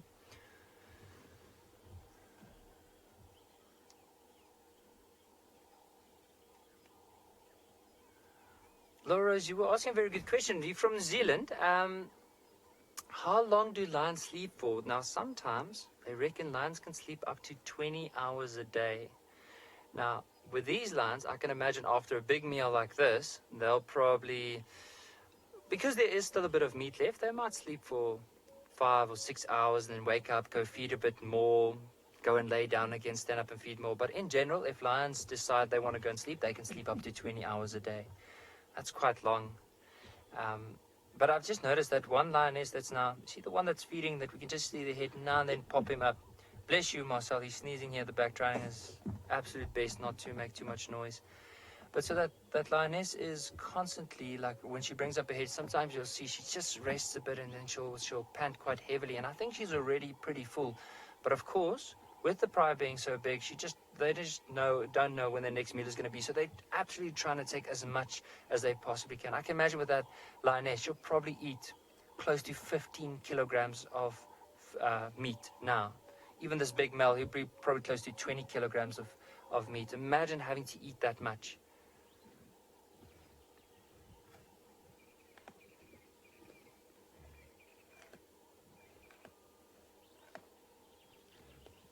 I can just hear as we're sitting here how the one lion, especially that one off to the right, is actually using, so the back part of the lion's jaw has these teeth called carnassial shears where they use it as a scissor, so they'll cut the skin and open that up and peel it back so that they can get to that meat, because the skin is really tough on this buffalo. And the younger ones, especially that one that's now in front, and we can just see the tail that's wagging, so they can't open up the buffalo. It's just too hard for them at the moment, especially if they under a year old. So what the mom has to do, as soon as they open up, they allow these little ones to go and be able to feed.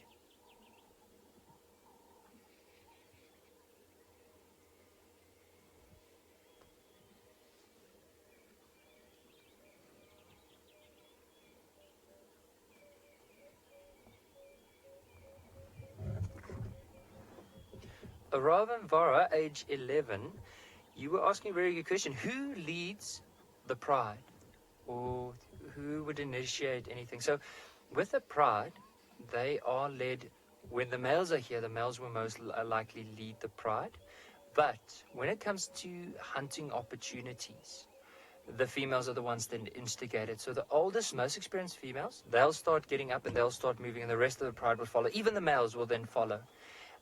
But when it comes to hierarchy, so the big males, they are the most dominant, and the others, almost like the younger ones, look up to them and they'll wait for them to finish feeding before they go and eat, because there is this little hierarchy. But to answer the question, the males are the dominant ones within the pride. However, the females within this pride, whenever there's a hunt or anything that needs to be done, they will be the one that leads it and instigates it.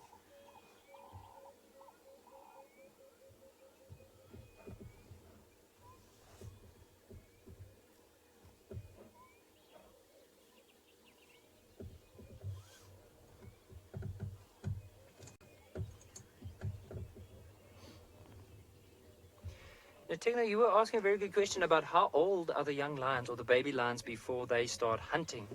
Now, to give you an idea, when they are born, so if we talk about lions in general, so when they're born, the mum normally moves away from the rest of the pride. She'll give birth in quite a dense area. And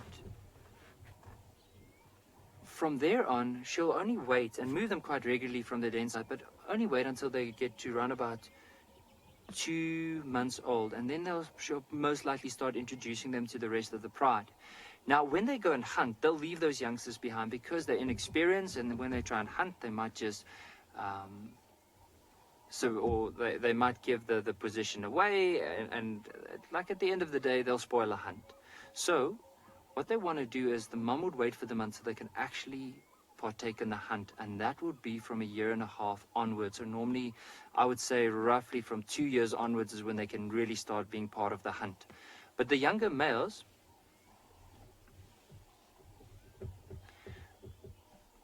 so with the males, they'll probably, when they get kicked out from the age of 2, they'll start hunting by themselves. But for now, while we're having a look at them, let's head across to Lauren.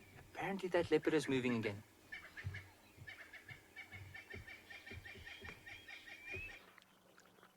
Oh, she doesn't stop, Nikki. She doesn't stop. But unfortunately, everyone, she is heading towards that northern boundary. And Columba's territory as much as we can gather so far, also very much includes Buffelshoek. So the minute she crosses that cut line, I think we should catch up with her, Owen. The minute she crosses, we can't follow. But I think we've done very well to keep up with this cat. I guessed we would have about an hour. Oh, ouch. But we've managed to keep up with her, I think, for 2. Okay, sorry, I've just lost her. I just want to... Can you see her, Owen? Yes, I see her. Just need to be really extra cautious when the grass is this long. But I got her. And that northern cut line is right ahead of us, everyone. That road you're going to see very shortly is a road we cannot cross. It's not part of our traverse. So we just want to give you the last few minutes with our princess here. And I'm sure many people are happy of the Easter bunny in the form of Columba.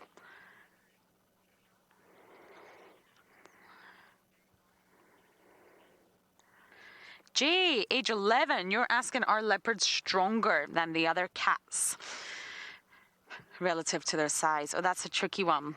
I think the strongest of all cats would be the tiger, who's the biggest. Well, at least in the Panthera genus. She's about to cross. I'm going to go around Owen so we can just watch her for the last few minutes.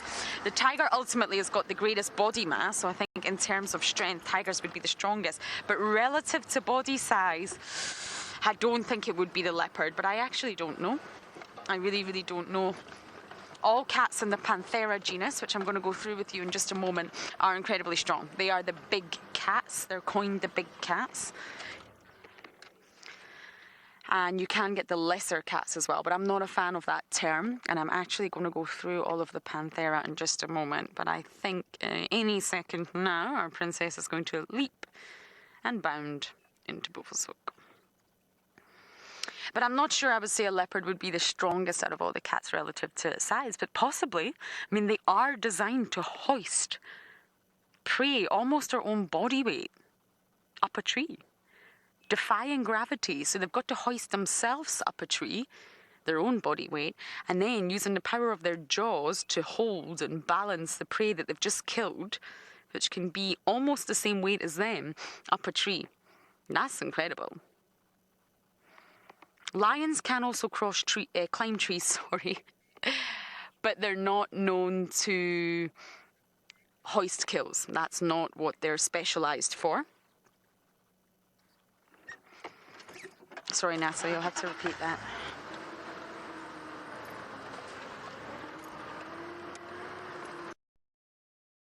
Down the cut line.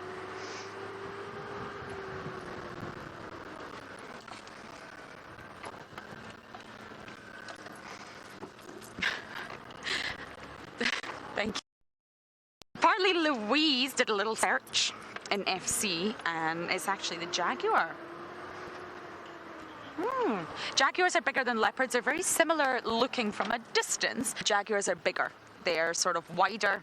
They've got more muscle mass here, and they're larger. So relative to size, apparently it's a jaguar.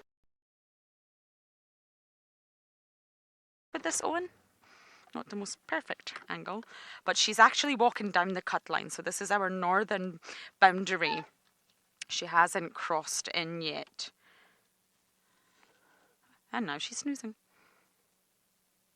So when it comes to the family of cats, there's 38 species of cats on the planet belonging to Felidae.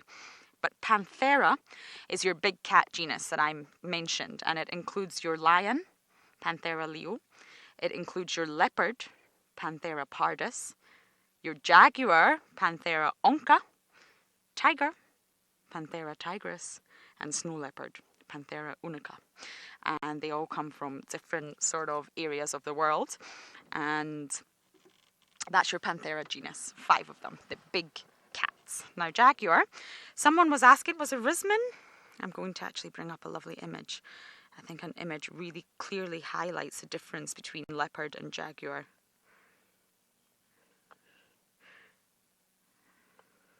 Okay. Let me just find this for you. It's a wonderful little diagram, and it really does just sort of highlight the difference between the cats, because they can get confused.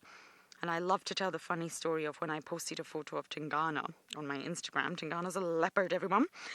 And someone sent me a private message to let me know I was actually wrong. And I had just posted a photo of a jaguar. Yes, I thank that person very much. But I'm pretty sure Tingana is in fact a leopard. Oh, people can be funny.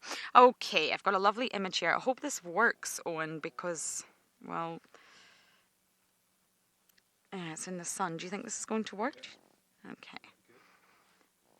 So here you go. You've got leopard on the left, a jaguar on the right. If we can just go up to the top and look at the first set of images, that's the coat.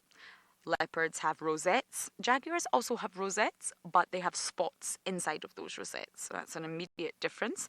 Then the body. These images are actually not so great, but jaguars are much bigger. They are genuinely larger, stockier, heavier, and they have much larger skulls. Lastly, they've done a comparison between the face, and the patterns on the face and the actual facial shape between leopards and jaguars are different. Of course, you find them in different parts of the world as well. They're not found in the same places. So I hope that little image helped, but I can assure you what we're looking at right here is a leopard.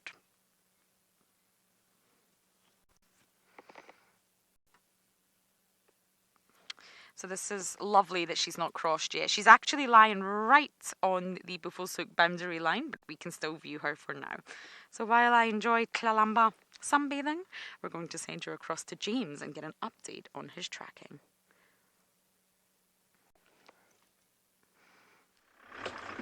This tracking continues to be absolutely incredibly frustrating yet intriguing at the same time.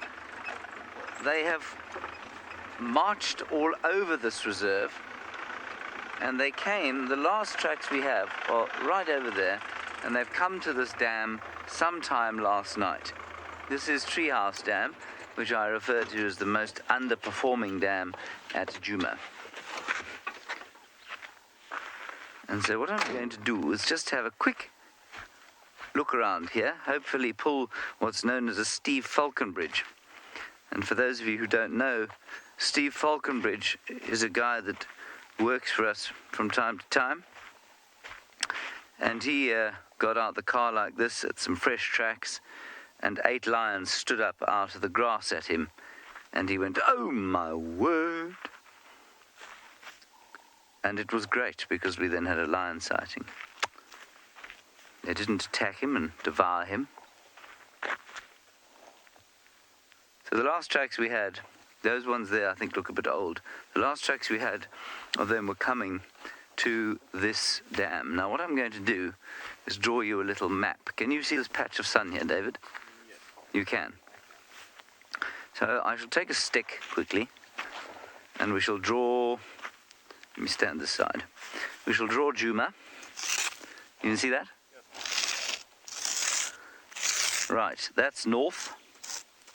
And that's where Lauren is, pretty much.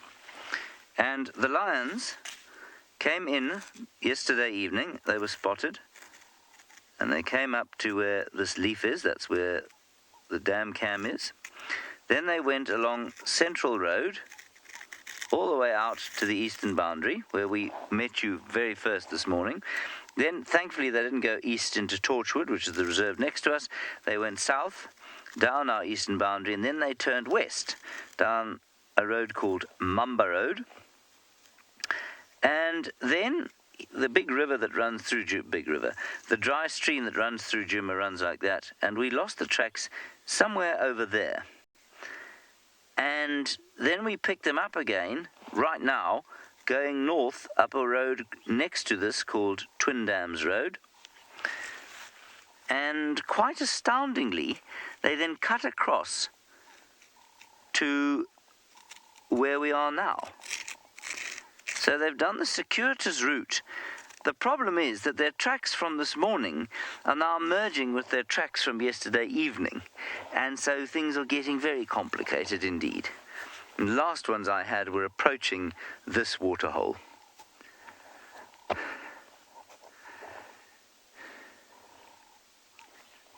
there it is. More than that I cannot tell you about these lions, but we will continue to look for them. We have about 40 minutes to try and find them and make ourselves look like less of the idiots that we feel, I suppose. David, you don't feel like an idiot. It's only me, isn't it? Yeah. So that's the story of the lion tracking. And as I was just saying to David, you know, many of the times that I've headed out into the wilderness with great trackers, and following the lions, and they are found absolutely nowhere near where you think the tracks are heading. You know, somebody bumps into them.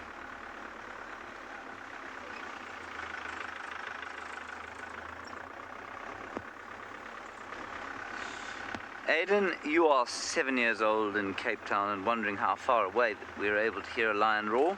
Human beings can probably hear a lion roar from about 5 kilometers away, I would say.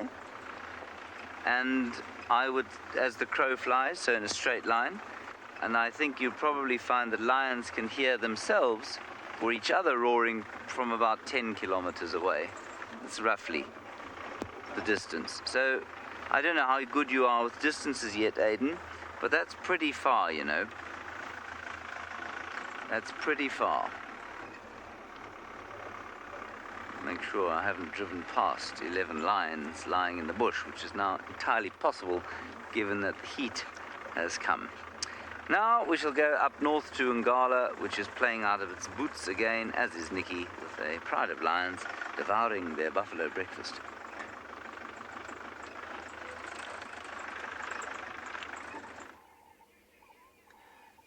So earlier on, you see where that lion is moving on. So quite a few of the other lions have moved on to the back in the tall grass, and that's where they're laying down.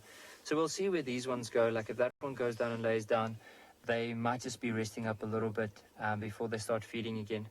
I think they probably caught this buffalo during the evening, so the whole part of last night, early on in this morning, they would have fed on the buffalo, so they're pretty full. They'll find a place to spend the day. So if we'll give it another 5 minutes, but if they don't come out, we might just then carry on and see if there's any other animals around. Maybe this afternoon we can come back and see if there's some vultures or hyenas in the area. There's not even vultures here, so that's or any hyenas. But the thing is with hyenas, and especially how big this lion pride is, they'll probably be on the outskirts. They won't really come close to this buffalo, especially with that big male laying down here, as well as also the bigger females. Because you can imagine with the hyena and lions, they do have this rivalry with one another, but lions, of course, are a lot stronger than hyenas, and they'll push them away. But it'll be interesting to see later on. I think the vultures might start coming in as well as these hyenas. But I don't think these lions might come back anytime soon. So we'll give it 5 minutes, but if they don't come back, we'll probably just carry on with our drive. And then maybe this afternoon, after Easter egg hunt, we'll come back and have another look.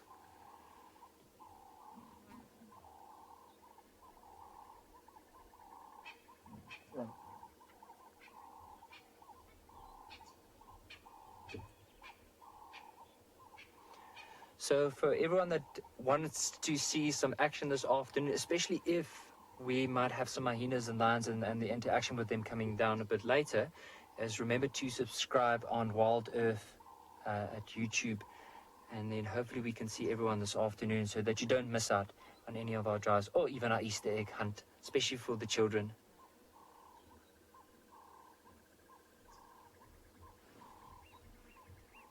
I think there might be another lion. You see, it looks like the buffalo's moving. I think there's a lion just laying on the back. I haven't seen it.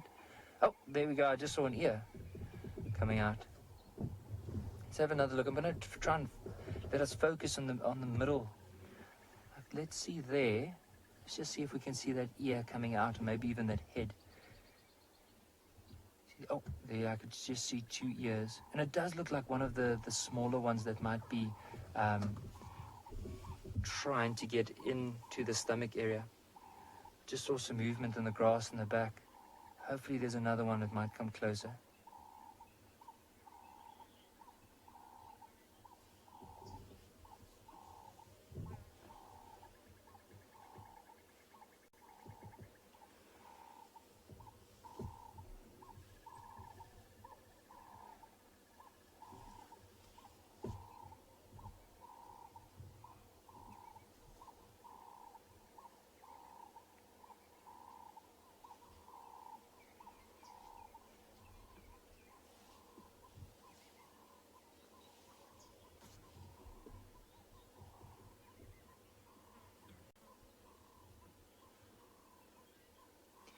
Bernali, you were asking a very good question. With the youngsters have to wait, or the cubs have to wait for the males to finish feeding before they can go.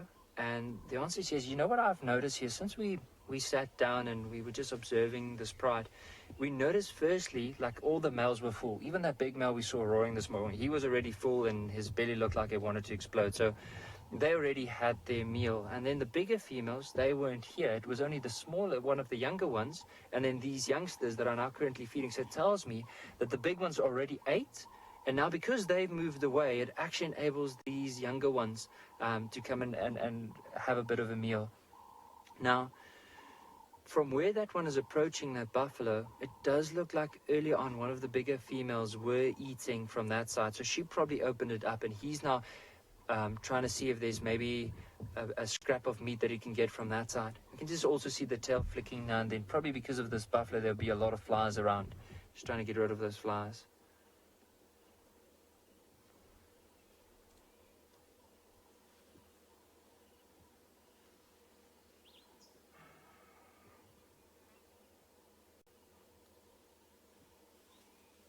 You can just see the one at the back now. So we'll still spend 5 minutes with them, see if there's any changes and if there's any other ones that might come down. But let's head across to Lonwood Columba and see what they are up to. We are relaxing, Nikki. Owen, Columba and I were thoroughly enjoying peace and quiet. I must say there is another vehicle coming. So I hope she doesn't go anywhere. She's falling asleep in the shade. Yeah, so sweet. She's been so obliging this morning. Now, we've been talking about leopards and Panthera pardus. And essentially, there's one species of leopard. But there's different subspecies, and subspecies are generally separated by geographic locations, and it just makes them slightly different. But it's still a leopard, it's still a Panthera pardus, but they've got an additional Latin name at the end. And there's 9 different subspecies of leopard. We have the Amur leopard, Javan, Arabian, North Chinese, Sri Lankan, Persian, African, and Indian. There's 9 different subspecies. Oh, she's getting up, of leopard. And talking of India, I must say a big hello to Suyash, who's watching, and he loves Columba. We have people watching from all over the world, and it's so lovely to hear. Every single continent, I think, we have people watching. And ladies and gentlemen, she's gone into Bubblesoak.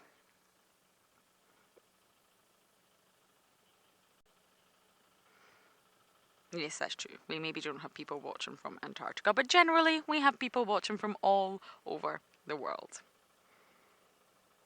Okay. Well, she's gone. I don't see her. I mean, let's... Okay, the vehicle is now asking for my assistance. The one that almost... Yes, I'm going to run forward and try and help him. See if I can maybe find out where she's gone. But this is Buffelshoek and this is Djuma, so we actually can't cross, and she went off and into there. So she's somewhere in there. Good morning. Okay, I'm going to try and see if I can find any spots in the thicket, but I don't think it's going to be likely. I think that was the last time we will see our Princess Columba. But for now, we are going to send you back across to andBeyond in Ngala with Nikki.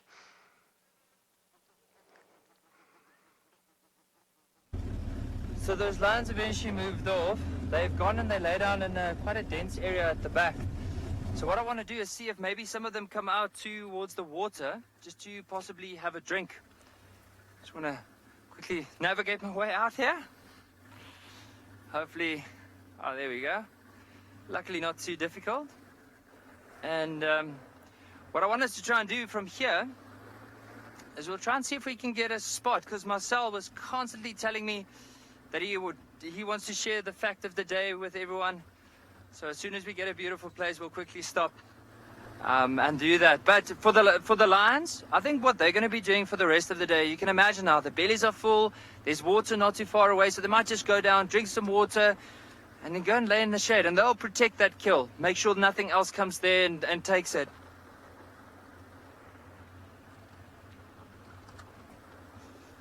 There we go. We just had a spider web there that we're just trying to get off. Luckily, Marcel's not too scared of spiders. But what I want us to do from now on is it is starting to warm up. So we'll just do a bit of a drive down this side along the river.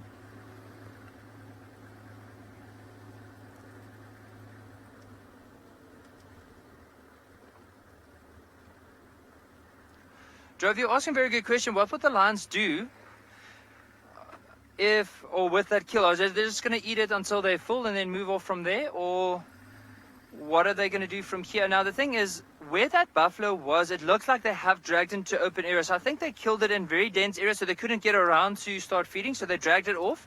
But it is in the open. So I think later on, those lions might just drag it into a bit of shade, because if it's in the shade, at least it stays fresher for a bit longer. However, they won't just abandon the kill. They'll feed as long as they can and as much as they can out of that buffalo until they can't get anything else out of it. And that's when the vultures and the hyenas come in and they'll clean up the rest.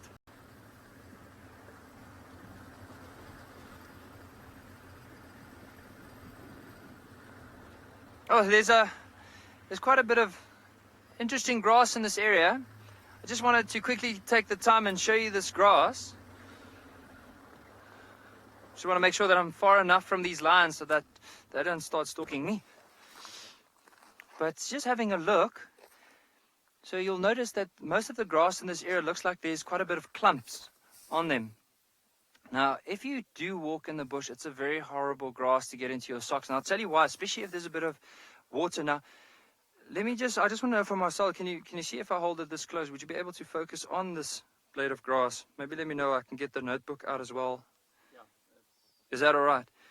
So this grass is known as spear grass. But what's interesting about it is, so this grass is actually toiled up. So when it is wet, it starts untwiling like this, and then from there on it starts digging into. It's almost like it buries itself in the sand so that it can start growing from there. But if it's in your socks,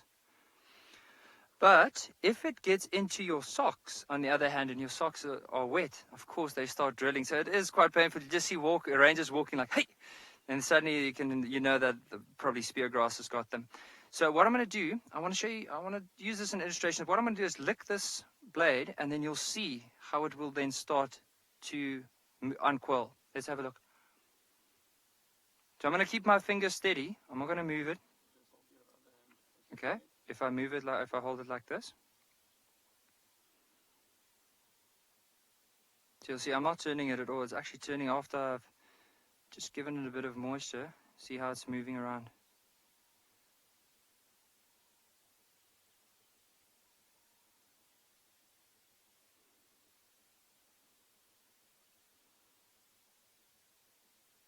You actually see it going down, and then look at how it will come up again.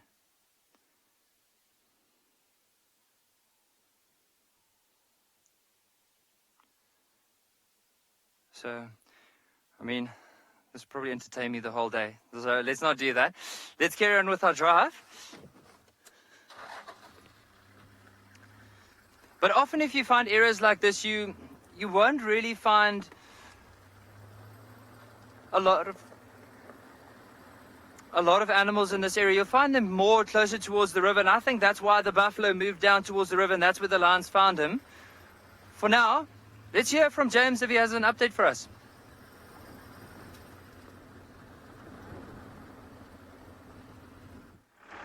I'm trying desperately to assume the mystic's attitude of sending my desires out into the universe and then not becoming attached to the outcome. In so doing, my desires will manifest on the road in front of me in the form of the Djuma Pride. So far, my mystic's attitude has not managed to bear any fruit. We're going to do 2 or 3 more loops around this general area over the course of the next 20 minutes, because that'll be the end of the drive after that. And then I shall go home and punish myself with an exercise regime for failing And I shall punish David with the same grueling exercise regime for failing to find the lions. David looks like he feels like we both deserve that, so that's what we shall do.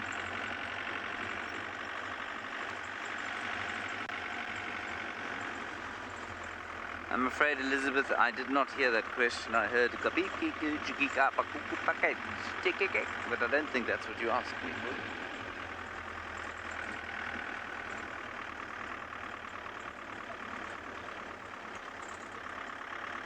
Oh, what would it feel like if you could stroke a lion? First of all, Elizabeth, please don't ever stroke a lion. A, in the wild, or B, in captivity. Stroking lions is not a good idea. It's not good for them, and it's not good for us.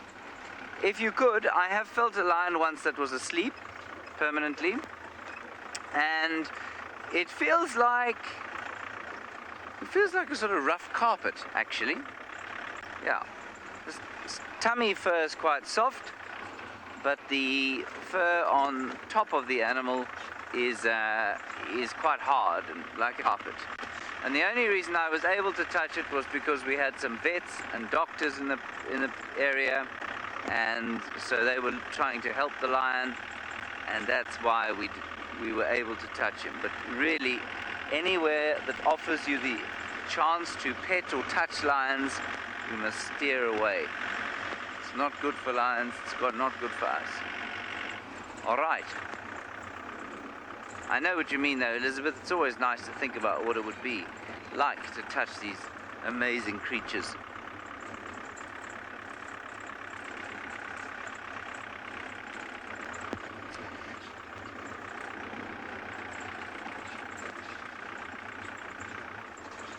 Yes, Steve, indeed, we are going into autumn. I'd say that in this area, April, May is autumn. June, July, August, winter, although some of August is often very hot. So basically 2 months of proper winter, June and July. 2 months of autumn. Don't really have a spring. I mean, spring isn't a cool time here. It's September, October, and it's normally beastly hot. September and October. Just kind of summer switches on. Bam. So this is the last little patch of ground we can check. Oh, and there's some lion tracks. There are lion tracks absolutely everywhere. All right, let's drive along this road quite quickly. It is possible that the initial ones we were following are here. Oh my goodness, what privilege awaits us now. We have Marcel's fact of the day about Ngala. Good luck and keep your thinking caps on.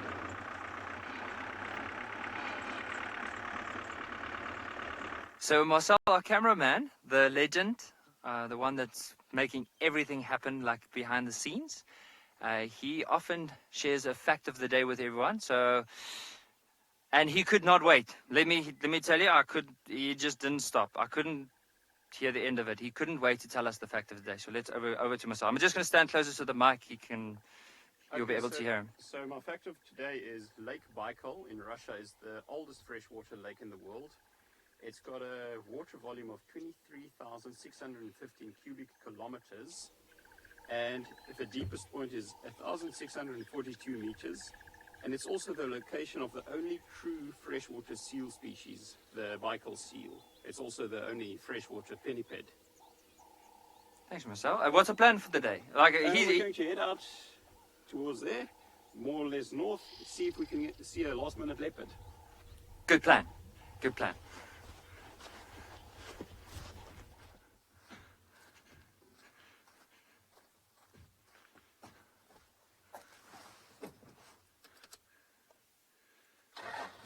All right, let's see if we can. Marcel has just said it to us. We're going to try and see if we can find the last-minute leopard. So there's a few big trees on the edge of this river, and you never know. Like those lions that made a kill, maybe during the evening, if a leopard has made a kill because of the hyenas in the area, they might just drag that kill up into a tree. So let's carry on, and who knows? Maybe we get very lucky this morning.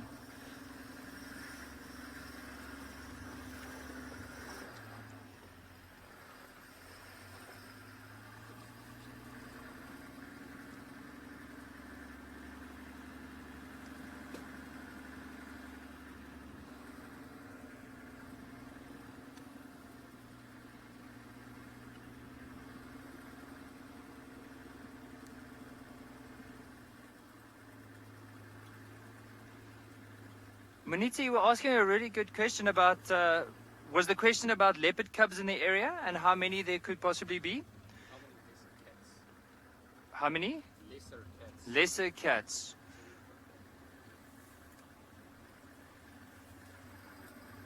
So there's quite a few of the lesser cats we find. I mean, African wildcat, serval, caracal. We could find possibly some of the cheetah. We're just trying to like think together. I do have, you know what I actually have is, so what we do carry with us here is we call it a little guide's journal. So this is something that we try and give all our guests whenever they come and visit. And in the back, because often thinking of on the top of my mind, I do get confused sometimes, but let me just go back. I do have a page right over here that does have it. So if you look over here, so the African wildcat, serval, is one that looks like a little cat, but it's actually part of the mongoose family. It's called a small spotted genet, a striped polecat, not really part of the cat family. And then, of course, the cheetah, which is right over there. There's the caracal we were talking about earlier. And then, of course, the leopard. See the leopard on the branch, and that's what we're hoping for to find this morning. And just paging around. Yeah, I think that will probably be the cats that we do get in this area. So some of the lesser cats. So let's carry on with our leopard search.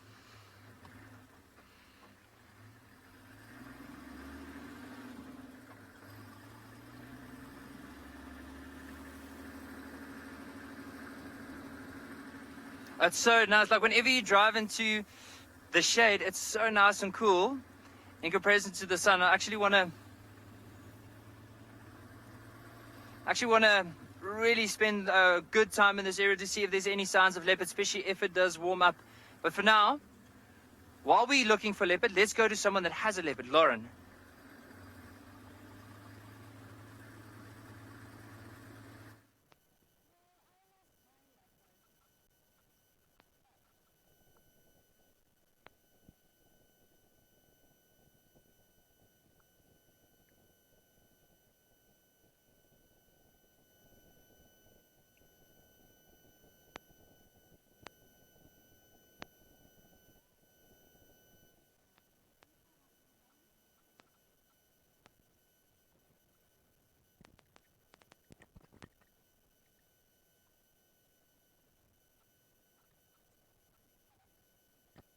I am back.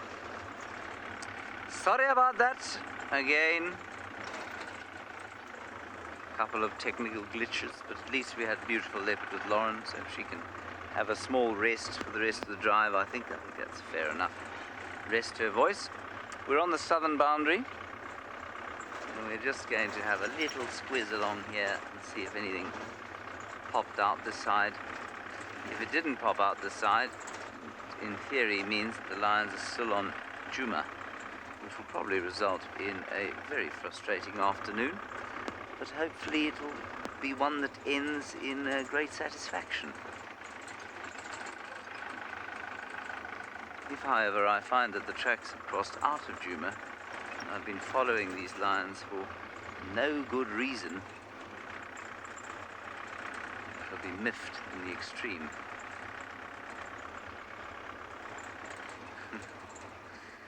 Extremely miffed, Easter miffed. Nothing yet.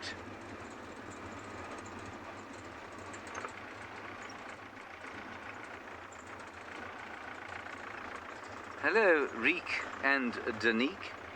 We're wondering if we do night drives sometimes. Well, yes, we do them for half an hour at the end of each normal drive. At the end of the afternoon, we do dark drives. We don't normally go out after that. Sometimes people go out for night drives. I find night drives in this area are generally pretty quiet, especially in summertime. You don't find a lot of animals around.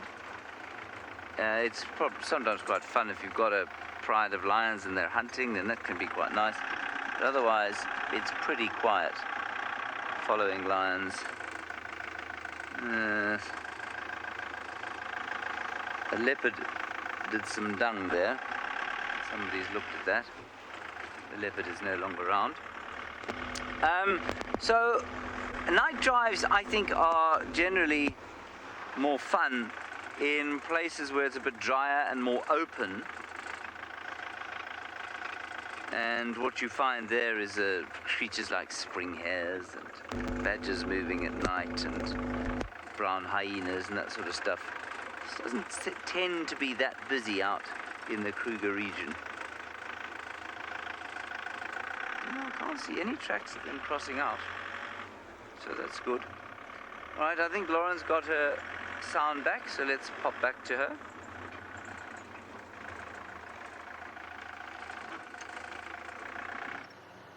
Yes, I'm sorry about that, everyone. I know what happened. We shall get Alex Voss onto it later. My dodgy mic lead. Now, I lost my leopard, but we thought we'll come by the dam, see what's going on, and say hello to Dewey. Yes, that big grey lump in the middle of the dam. Now, I just have one update for you. What happened this morning when we were not live was that we did hear of reports of sawing on the dam cam. So we came racing here. We could hear the monkeys, we could hear the francolins, we could hear the squirrels. We knew there was a leopard. Owen turned around on Twin Dams Road and saw the leopard. So as I did my Austin Powers style 93-point turn, we eventually got back on the road and we couldn't find the leopard. 2 seconds later, Natalie said there's a leopard on the dam wall. And it was Columba. There is no way that the leopard Owen and I saw could have been Columba. I think there was 2 leopards. And apparently some of you heard sawing recently as well, and it wasn't Columba. We didn't hear her saw at all today, while we had her on camera, live or not live. There's another leopard here. And I am wondering, now this is just speculation, if it's Mulawati. I'm wondering, because Tingana would not be that secretive or elusive. Tingana would be on the road, probably following his daughter. So I am wondering if Mulawati is actually in the Mulawati. I'm not being funny, that's genuinely where he dived into. So just a thought for this afternoon at least. Oh, Dewey always looks so relaxed. And a little lonely. What do we have here? A grebe. Hello, little grebe. Actually, Owen, we have a bright red dragonfly too. We're going to look at both of them. We'll say hello to the grebe. Hello, little one. Aren't they lovely? I love the call of a grebe is one of my favourites. Okay, Owen, are you ready for this bright red dragonfly? It's gorgeous. It's one of my favourite species. You see it? Okay, sure. So just here would be 12 o'clock, 3 o'clock, 4 o'clock. Right on that last stick, there's a bright red, gorgeous dragonfly. It's my favourite. Nope, just at the edge. You see all these branches, I think it's buffalo thorn, just to the left of the grebe's nest. Hold on. Yes, look at that. I love the red ones. They're so striking. Yes, they do. No, this one that I can see is stationary. You got it? Oh, wow, look at those views. I just wish that buffalo thorn stick was not in the way. But if I turn on the edge and it'll fly away.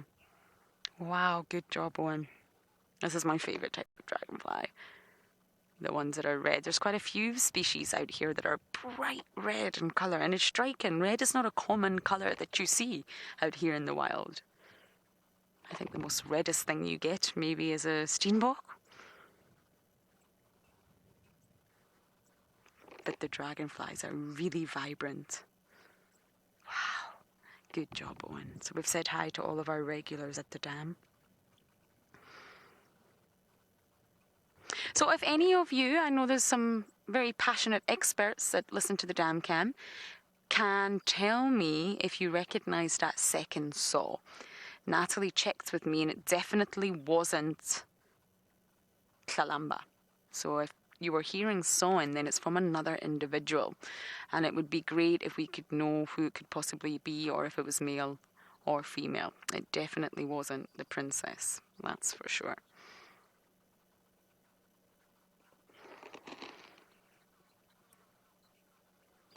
Ah, Erica, you are a new viewer and you're asking about sawing. I'm just adjusting my mic, 2 seconds, it might be noisy. Sorry. Sawing is the vocalization of a leopard. So lions roar, leopards saw. And it's a very, very unusual noise. I'm not entirely sure I'm going to be able to do it, but I shall try and at least explain how it works. It's a very raspy sounding noise. It's very hoarse that comes from the voice box down here, which is made of cartilage. So therefore it's able to project far and wide. And the sound is produced in strokes. And the inhale and exhale is one stroke. So it kind of sounds like something like that. Was that good, Owen? Owen's laughing. I think that was good. That's probably really terrible, but you get the idea. It's hoarse, it's raspy, and it's done in strokes. And males and females do have different sounding saws. They both saw, but they sound very, very different. And therefore, you will, of course, be able to tell the difference between them. Now, I do think I have a video of Tingana sawing. Shall I see if I can find this for you? Let me see. Tingana is our duke. He's a dominant male leopard. And I do think I have a video on my phone. And then you'll be able to hear a real saw, which, of course, will be much better than mine. Okay, I think I've got it. Hold on. Oh, that was it. Did you manage to hear that? Okay, Natalie hasn't confirmed if you managed to hear that or not, but that was Tingana's sawing. And you hear how raspy it really, really is, and that's a saw. So it's a leopard vocalizations. Leopards do not roar, they saw. And I think it's the most wonderful sound. It's one of the most favorite. I just love it. It sends shivers down my spine. I really think it's a gorgeous sound. And of course, it's produced, the loud vocalizations that you will find in cats will be from the big cats, from the Panthera genus. And that's actually why the cheetah belongs in a genus of its own. It belongs in a genus known as Acinonyx. And that's because they don't have the same design in their hyoid bone in their throat.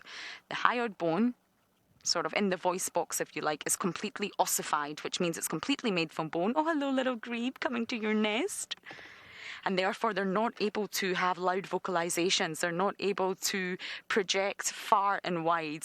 So that's why a cheetah is classified differently from the others, and it's not in the Panthera genus. Whereas your lions, your leopards, jaguars, snow leopard, and of course your tigers, they produce this loud vocalization because their hyoid bone is not ossified. It's made from cartilage, which means it vibrates, it's soft, and it projects the sounds very, very far and wide. Oh, this little grebe's nest that James found is so wonderful. It makes me smile. There's always a lot happening at this dam. Now, I must say, it's been a fantastic morning drive. Unfortunately, we didn't have any luck with the Nkuhumas, but of course we did have luck with our gorgeous Princess Columba, who I have not seen in a very long time. So thank you everyone for jumping on board. It's always a pleasure to have you. We couldn't do it without you. So please do join us again this afternoon. Bye for now.